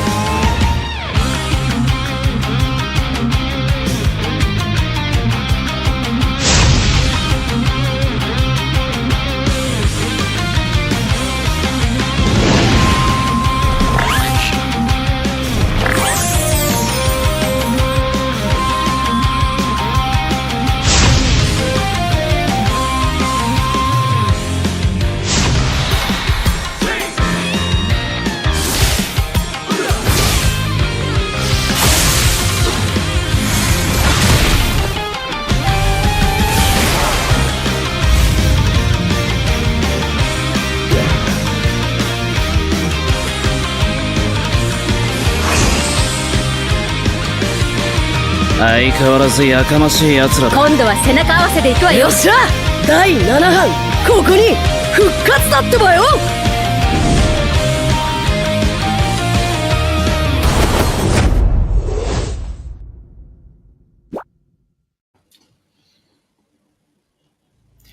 What's good, my dudes? Back again with Shafin and Realize in Grand Finals of MPL MENA Season 7. And now Team Falcons is down 3-1. And 3-1 is usually a death sentence to most teams, you know. Only special ones can do it. I'm not gonna shout out my team, Geek Fam, again, but you know what I mean. It is, the odds are against them. Team Falcons, what do they do to come back from the situation? I think you gotta stop the geek glazing, man. Nah, I'm kidding. Hey, I said I'm not gonna mention geek. Oh, okay. Yeah. Okay. Fair point. Fair point. But I think for Falcons, what they have to do, I think they need more synergy in their draft. Some of the picks that they have been bringing upon, it doesn't really fare well, and it doesn't really blend well with what they're trying to bring. Number two is, I think, just play on uncomfortable picks again. It feels like Boyet on the Suyo wasn't as good as he was in the Hayabusa. Sure, he was making waves up top and bottom. Global presence was there for him to just push on the waves, create that flank angle, create that slow pushing wave that could just distract the players of Ultra Legends. But again, it wasn't really his forte, because in the team fights, his Suyo looked a little bit clueless sometimes, right? Just being bursted down quickly, and it seems like he does need a bit more comfortability in the picks. Yeah, and this team is very comfortable right now, up by 3-1. Only one game stands between them and the Dream. A Dream once held up by players who not too long ago were just like you. So the description of randos is not really too far-fetched, right? Because these are us, you know, just watching through the screen, maybe just, oh my god, imagine myself competing in the pro scene, imagine myself playing in the MSC. We thought it was just a pipe dream, but maybe right now you are the next MPL MENA Season 8 champions. Yeah, and it starts from now. These guys are the trendsetters. These guys are indeed what other players hope to be, right? I mean, these were just ordinary guys. These guys, again, were friends, creating a team together, and finally one more win towards MSC. So it's gonna be insanely close, at least. But if Ultra Legends does make it to MSC, man, I think that's gonna set a new standard for the up and coming rookies to really come into MPL MENA later on. And we might see the uprising in other teams as well, just competing. They approach their debut with a for-fun approach, not fearing losing, and look at them now. They've been learning a lot, they've been improving, sure, hiccups here and there, but it's fixable. So yeah, I think so far what Ultra Legends are trying to do is indeed historic. Which makes me wonder, like, how would an org like Team Falcons will respond? Because they've been investing with these very experienced players for the longest time. Do they want to invest towards younger players? Do they want to acquire these guys from Ultra Legends? And that we need to see if, you know, Ultra Legends will be able to take this game from themselves, right? Team Falcons is backed into the corner, still with the same bans in the Lucas. Coach Link did not want to change that Yi Sunshin and this first two bans. Yeah. And now look at this. The Joy taken out. And the Yi Sunshin again, still respected like you said. Obviously the Lucas. It just hasn't seen the light of day in this series, at least. Meanwhile for Ultra Legends and Falcons, what else do they want to ban? The Hereth might be a good shout, because it has been very disruptive. Or if they fear again of a global presence possibly happening, and they can ban the chip. The Boxia is an option, but again, if you ban the Boxia, that gives the angle for a Kimi to pop, and Ultra Legends deem the Kimi to be more important, so they ban out the Kimi.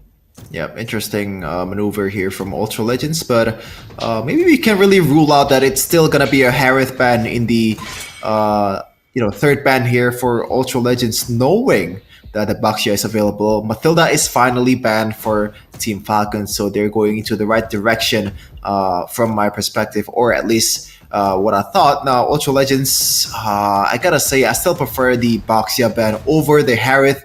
I gotta be honest, I don't know why they're fearing this Harith so much. Maybe it's something that Sano really likes to play, or maybe they don't have the right tools or the right hero pools to be able to counter this Harith if it has the room to snowball in the early game. Because as we all know in MPL Indonesia, like if you have a good Harith, that's an easy late game for you.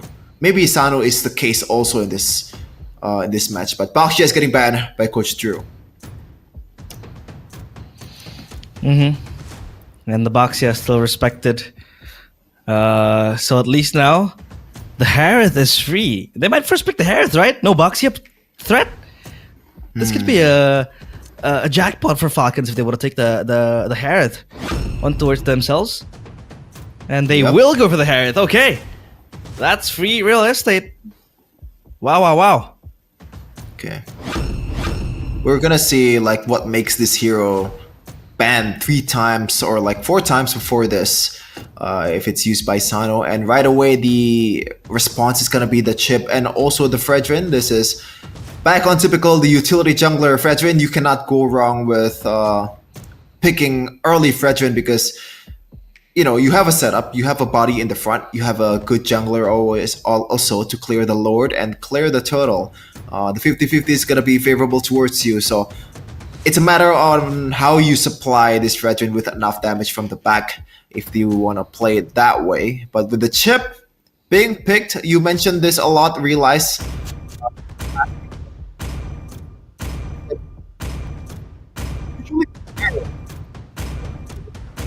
but they don't have the luxury to pick it as Falcon already is on the case. It's gonna be the Hayabusa again for Boyets and a Kalea to respond. Interesting. And right away a Masha. That's a very early Masha being picked by Dark Lord here. Okay, so Dark Lord. We have seen Shades of the Masha in the first game, right? Insane targeting, but I think this time the Kalea is there to hold the Masha in place. The Hayabusa, comfort pick, the Harith will be very, very fun to use with Sano. And now the glue banned out to deny possible XP pickups, right? I think a Fulvius ban could also come to play for Ultra Legends. But again, a CC is possible to be picked up as well. But a Lunox, so they fear of a possible a possible threat, I guess, again, out of respect of Quanok. And now, for Falcons, it's all about them just trying to derail Ultra Legends of a possible comfort pick again. Do they still want to ban the 1-1 here, Falcon? Because it's one less target for the Kalea from Troll, and it's also, surprisingly, right, a decent lane matchup against the Harith in the first 2 levels, especially when you have the Inspire. And, it's not really the best matchup against the Hayabusa, but still, it's one more trouble that Falcons has to solve as Pharaoh picks up the 1-1 again, and they can still play that independent game for these players. You have a Masha, you have and there you go, the 1-1 is getting banned by Falcons. Now what do they want to pick in the goal lane here? Just to match up the early game from the Harith. You're gonna pick the Louis first.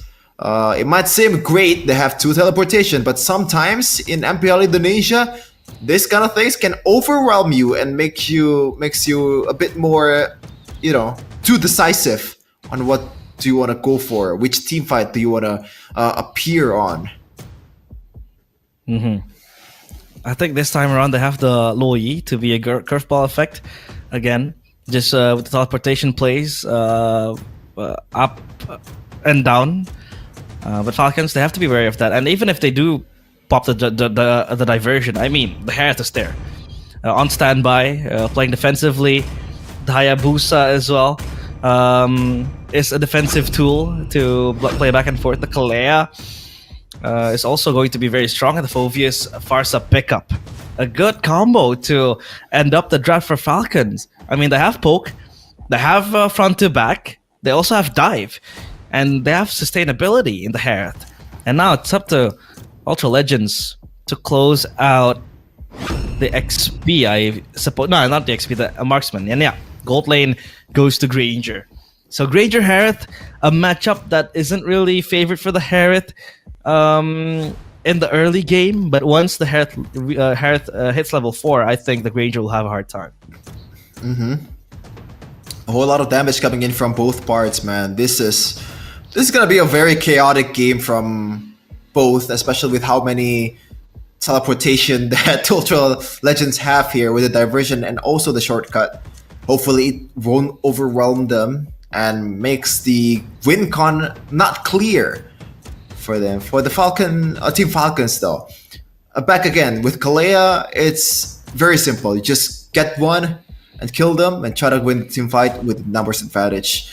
I wonder with this kind of like easy win condition, Team Falcons will be able to extend the series to a 7-game series here, or at least 6 for them. But yeah, back again, they are back to the corner. Looking at the emblems that they've secured, some tenacities from Kwanok here, knowing that he's gonna get dove on by the Hayabusa, potentially from Boyet, and we know that he's very capable on the Hayabusa, especially looking for some kills. And it was able to propel them towards a 16k gold lead victory in game number 3. Can they replicate it though in this game number 5 is the question. They have the tools, they have the Farsa again, a hero that they've picked up in that game number 3. But they can they soar beyond limits of what they have right now? Falcon Esports, they're back into the corner. They're in danger of coming back down to earth.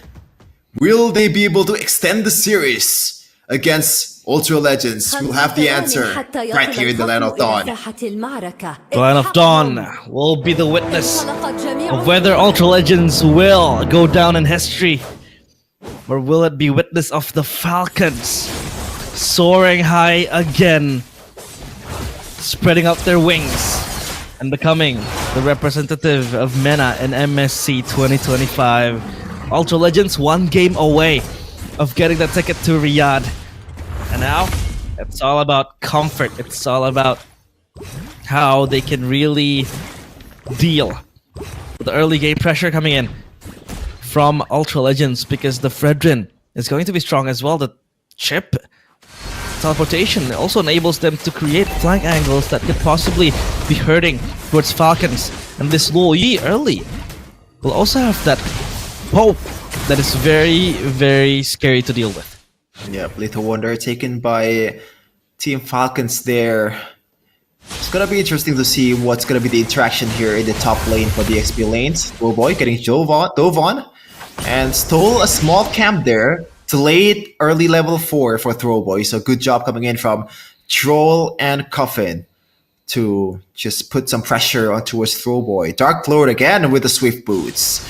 Man, like, again, I mentioned this earlier, you don't see this on Marksman that needs attack speed, but Dark Lord just says, who cares, man, I need those. Yeah, he does. He needs that. And I think it also enables him to move quickly as well around the map and have that extra, dispel. And now, for Ultra Legends, that lethal ignition on the Masha. So the Masha wants extra damage, and that's a very greedy emblem to have. But as a Masha that wants damage, that is justified. There's a Rice Rim getting ganked already. Oh, Throwboy still too tanky. to be taken down. Sanji burns his flicker, and now Dark Lord is close by. Cockpin with the feather airstrike with Bo yet again, becoming Mr. Retribution, as now Quanok comes in to help and back the team up. Sanji so low, Troll biting the bullet and biting the dust as well. Sanji will get taken down by Dark Lord, and it's a 1-for-1 trade, a 1-for-2 trade, but a turtle for the hands of Falcons. Yeah, if you're a Luoyi, your opposing team clumping up. Even Quanok just being there. Oh, gotta watch out first. Dark Lord in trouble. Taken down. Ice cream though. Shortcut. Shortcut, and he gets Boyet in the process. So Boyet is gone, and Dark Lord as well will teleport back to the top lane. And now, another airstrike with the Tsunami Slam, a good combo! Oh my to get god. Ice Cream as well. So a vengeance is started already to get the revenge kill towards Ultra Legends. Yeah, early game, just as I predicted earlier, it's gonna be very chaotic. Already 6 kills in a span of 3 minutes, 1 kill average per 30 seconds. And I don't think they're gonna stop just yet here. Throwboy already invading the jungles of Team Falcons. Like a punish here though. Demand Force with Throwboy, and Throwboy with a Razor Strat, but Pharaoh is the one dealing the damage. Pharaoh might have stepped too far, and yes, he does. Cuffin gets the kill with the Feather Airstrike, and they will get the 1-for-1 trade, but it's a roam for the gold laner. Yeah, a trade that Team Falcons will take any day of the week. The Saudi Arabians are here to make a statement. Already still keeping up with the 1 kill per 30-second average here. 8 in 4 minutes for these two teams. They're gonna just pump the brakes a little bit, man. It's just too much action right now to deal with.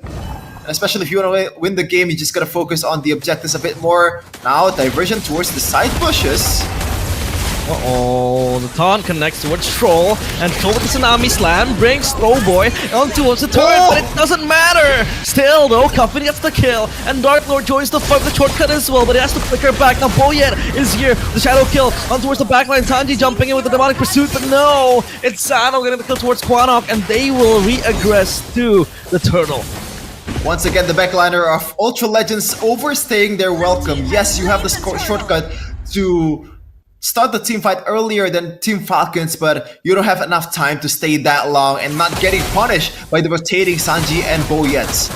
Right now, Dark Lord already secured the Heptasis, so it's gonna help them deal a bit more damage, especially proverbially towards Cuffin that's already 4-0-1. Cuffin is impenetrable, but look at that damage! And they're gone! Evaporated, burnt to pieces!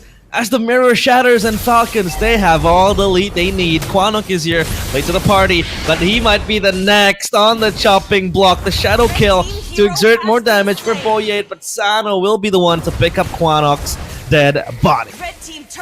Man, oh man, the team fight capabilities of these two teams are off the charts based on the composition that they bring out to the table.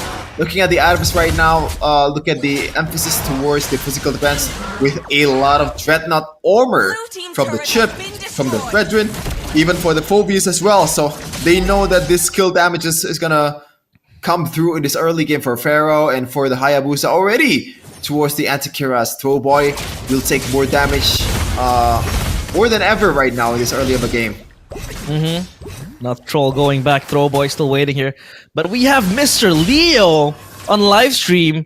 Hi, Mr. Leo. Is this what you want? Thank you for watching, obviously. Mr. Leo casts. One of the best casters that MPLPH has, and probably one of the best that MLBB has, right, Chefin? Yeah, for sure. Like, love your color casting, dude. Like, can never Leo is my idol. Close to that. Leo is my idol. And now Throwboy is indeed Ultra Legends idol, and now shortcut will be popped. They will fight up top. Dark Lord will rush into Sano. Deleted. The Zaman Force won't save him. It's Sanji in the back, just jumping in around Troll. Not yet with the Tsunami Slam. He still saves it for later, but Ice Cream gets Sanji, and now Turtle gazed upon by Ultra Legends. Troll still wandering in the jungle. That will be what could propel Ultra Legends into a better state of the early game. Troll, Tsunami Slam. That's Ice Cream in too deep. He will flicker back and still be alive. The Feather Airstrike won't take him down, so it's only a spell burn Oh, they're not stopping just yet. Quad Shadow towards Pharaoh, but he's not gonna take it towards the Ogi Shadow Kill diversion towards that bush. Uh-oh. No one takes it. Do they want to wait here for Boyet? No. Still staying to take the orange buff though. Wow. Now throw boy. Oh, it's a little damage from the Appraiser's Wrath. But still, orange buff secured, and they have a bot wave pushing. Meanwhile, up top, look at the Masha, just able to maintain that tier 1 turret still standing. And now for Ultra Legends, it's all about grouping up, right? They have the power to fight at this point. I mean, the Granger has 2 kills. Quanok still already has the enchanted talisman to go. And also, Boyet up top, shadow kill, not even able to scratch Dark Lord. Shortcut for the diversion as well. They're gonna try to fight back, but Pharaoh is stuck in no man's land. Thankfully, with the Purify, is able to dispel that. And now it's Sanji stuck in the middle of the fight as they will try to pull back. No need of commitment happening. A lot of teleportations happening all around the map here for Ultra Legends, and now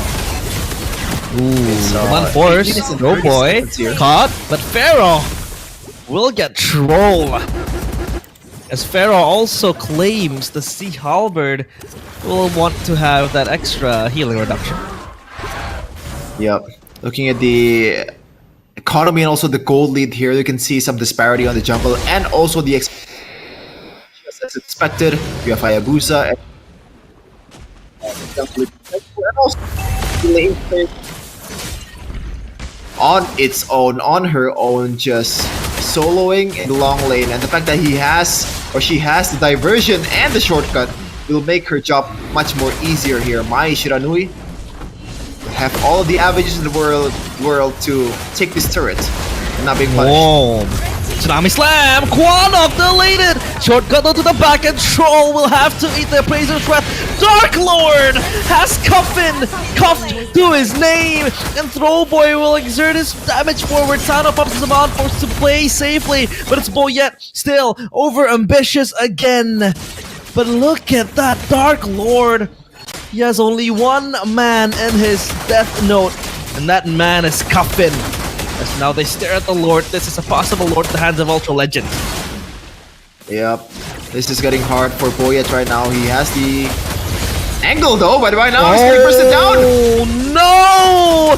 Sano is past tense, and Boyet will have to watch his teammate die, but they reaggress. It goes Boyet. Tsunami Slam as well for Rice Crim to the back, and Boyet will get Rice Crim. That's a chip gone, but they still have 4 strong members here ready to fight. But at least for now, they will try to shoo away from the Lord as they send Dark Lord up top to try to push the wave again, restabilize that.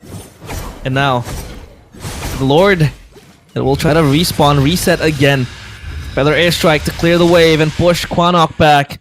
But as of now, it's all a momentary lull. Man, MPL MENA is looking to take the crown of Brawl server here from MPL Indonesia. I'm a bit threatened right now. Already 12 and 12 in 11-minute mark. Once again, still keeping up with the 1 kill per 30-second average, just like my rank games here.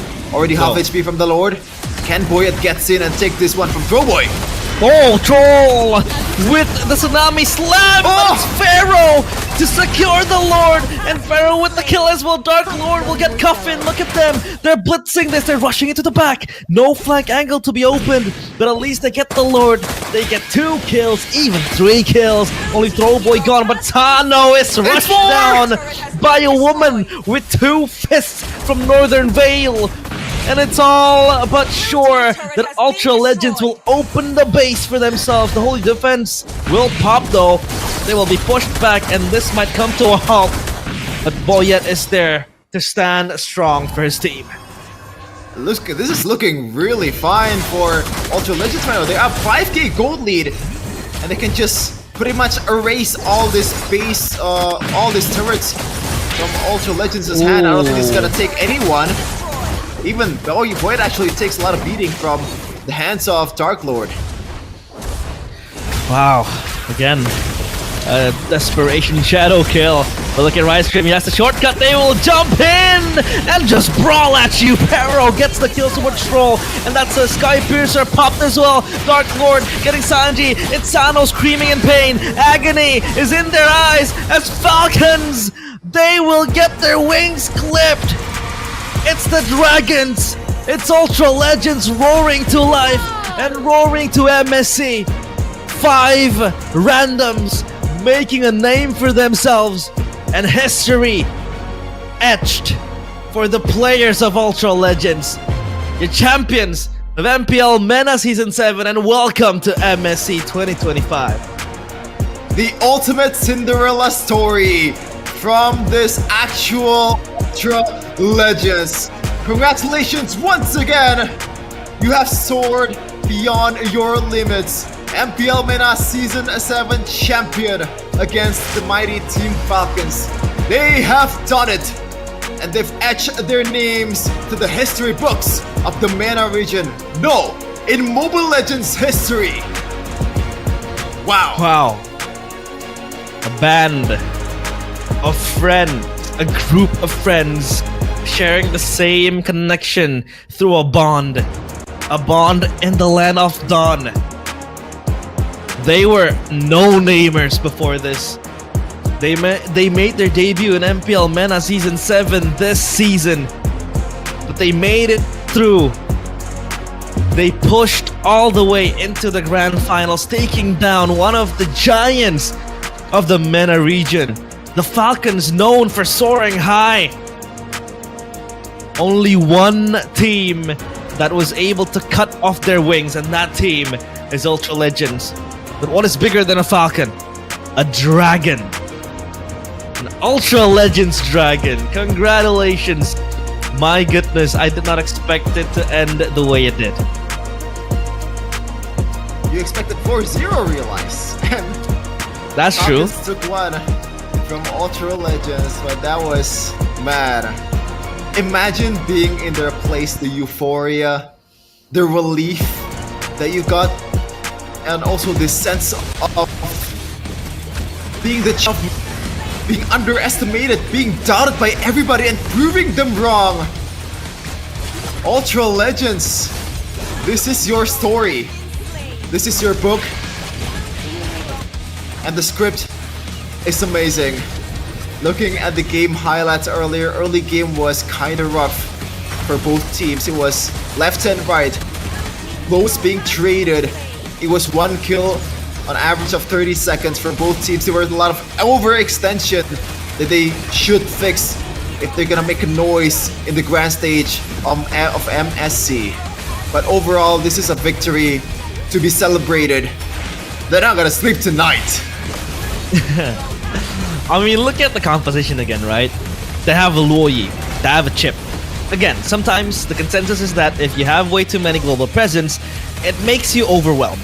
You become overwhelmed by the sheer presence of teleportation left and right, up and down. But I think for Ultra Legends, they were able to time it perfectly.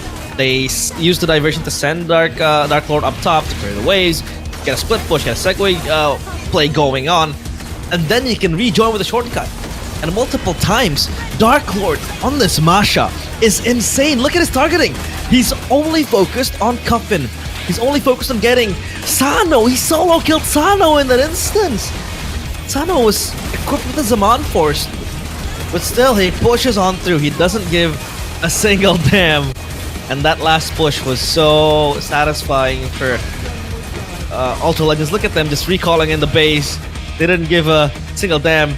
And with that Geek Fam recall, minus 20 points. Aww. The whole team just aura farmed at the time. And the MVP of the closing game was Pharaoh with the Granger. Looking at the items, good respect there towards the Sea Halberd, just respecting the healing capabilities of the Harith and try to get him buff or nerfed as much as possible here. Just clean cut performance, a few miss overextension, but overall, who gives a damn when you're winning? Looking at the damage distribution though, Quanok did his parts, and Dark Lord, even though it's only 23%, I'm sure he dealt his damage when it all matters. Most of the time he was just split pushing in the top lane, in the long lane, giving a lot more room for Throwboy, for the whole team to operate, especially when you have this kind of composition which relies on you owning the map to execute the diversion and also the shortcut as much as you can. This kind of map control being provided by Dark Lord is so important. Again, right? When we take a look at the items, nothing out of the ordinary. I feel like a radiant armor to just focus on the magic damage being brought upon by the Luo Yi. The fleeting time as well by Troll to get the Tsunami Slam going, but I feel like it wasn't savable that game, because the amount of pressure that Ultra Legends were able to put on Falcons was just unstoppable.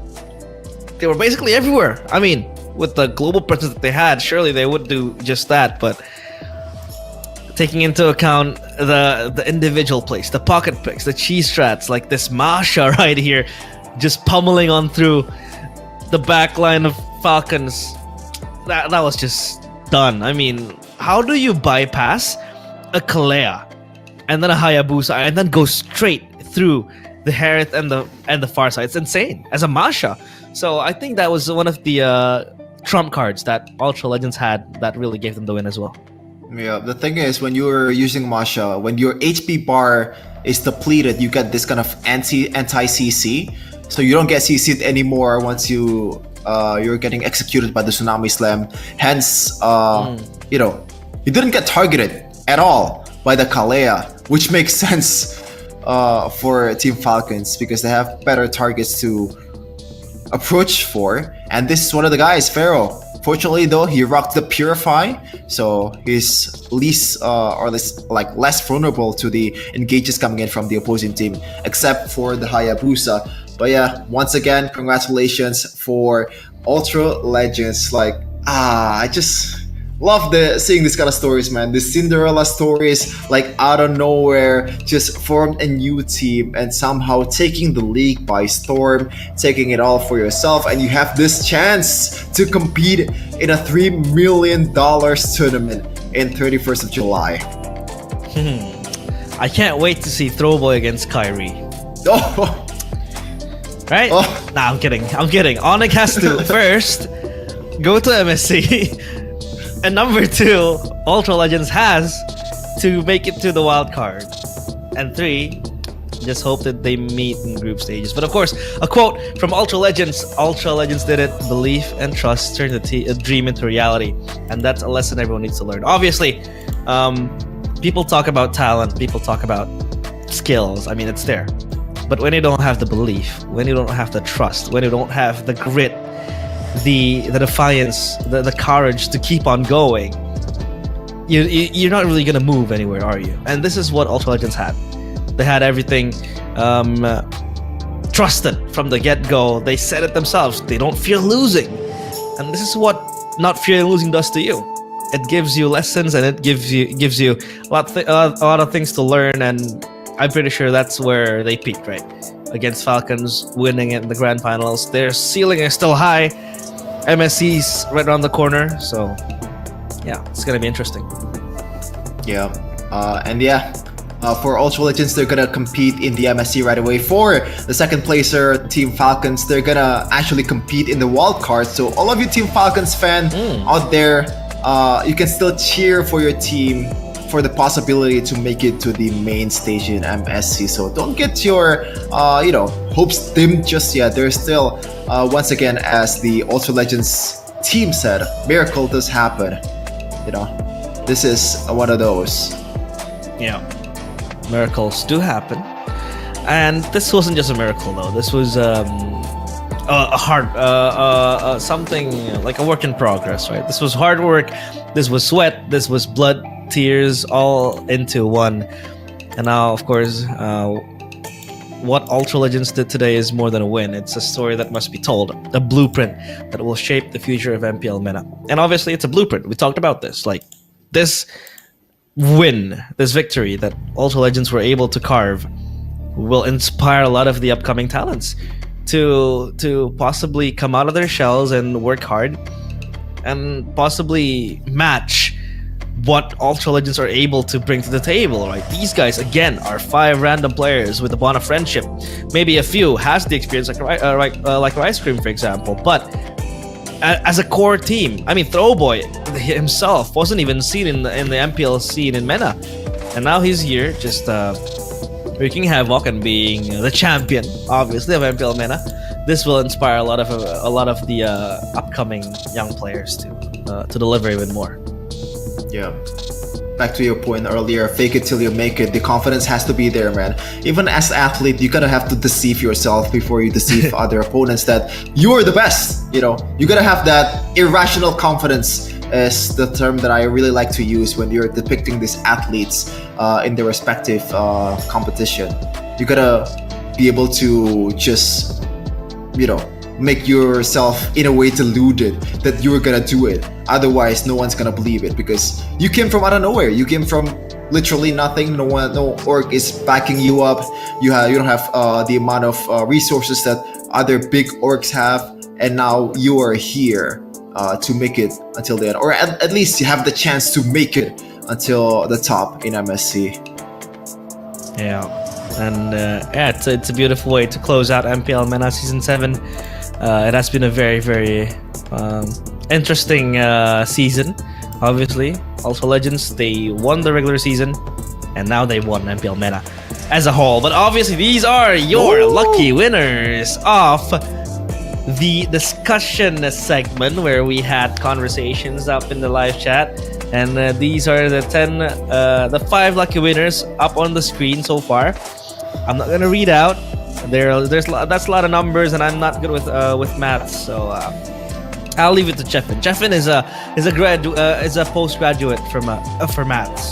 Oh man, that was, shout out to the last ID there. That's the same server as mine. Actually shared the first 3 numbers as mine. So maybe you want to share some of those diamonds with me. You know, out of brotherhood, out of power of friendship, as the Ultra Legends team has displayed us to show, you know, how beautiful it is to have this kind of friendship. So yeah, Friendship contact me on IG if you wanna share some of those blessings that MPL MENA has given you. You're just trying to look for followers, Cheffin. Come on, man. You're famous. Nah, I'm just looking for. Giving free diamonds? I don't think that's allowed. Yeah. But yeah, I mean, it's been a very, very interesting final. It's been a very fun final, an incredible one at that. I mean, we saw finally the Giants being toppled down, taken down. Their reign no more. It was just at 9s, and then the 4 core players left. They joined and bonded together to Falcons, and then it just stopped there. Ultra Legends came in with flying colors, and obviously they ended like the power shift narrative. It's all built upon by them, and it was finished by them. Mm-hmm. They proved that the power shift narrative still exists. And we will see if the power shift narratives still exist in MWI, which by the way is free of charge for entrance. So if you're a broke man like me, you can still go there dressing like you know, just a rando, just like Ultra Legends, and just watch these ladies play their games, man. Maybe the power shift happens in MWI. No more Filipinos and Indonesians dominating. Maybe some of those EEC region ladies will be able to topple them. And this is also happening in Riyadh, the MSC 2025, from 10th of July to 2nd of August. Man, it's always a good time when MSC and MWI is online. It's just every day is a Mobile Legends action. Every day you don't really, you know, you always need some sort of like Mobile Legends energy being pumped into you, right? And this is the right way to experience it, and you can experience it live. The tickets are on sale right now, including some MSC tournament pass, like 3 days matches and all that stuff. You can book it at webook.com, not anywhere else. Yeah, and don't forget to gear up for MSC. and MWI, because it is only 40 days Ooh. towards MSC XEWC. I like that slogan, encounter the unknown. Wait, I Because like the design though here. Yeah, the design is very nice. I mean, it feels like we're trying to split, right? The regions here. You got Southeast Asia, and then in the left side you got the Myanmar, China, Malaysia, ECA, and the other regions. So yeah, interesting to see how MSC will go down, because MSC will be very, very prestigious for these teams. We talked about it, life-changing money. That's one of the motivations, but I think it's more on pride. It's more on winning an international trophy for your region. Obviously, last year it was SRG. This year it probably will be different, right? We have so far confirmed 2 from PH.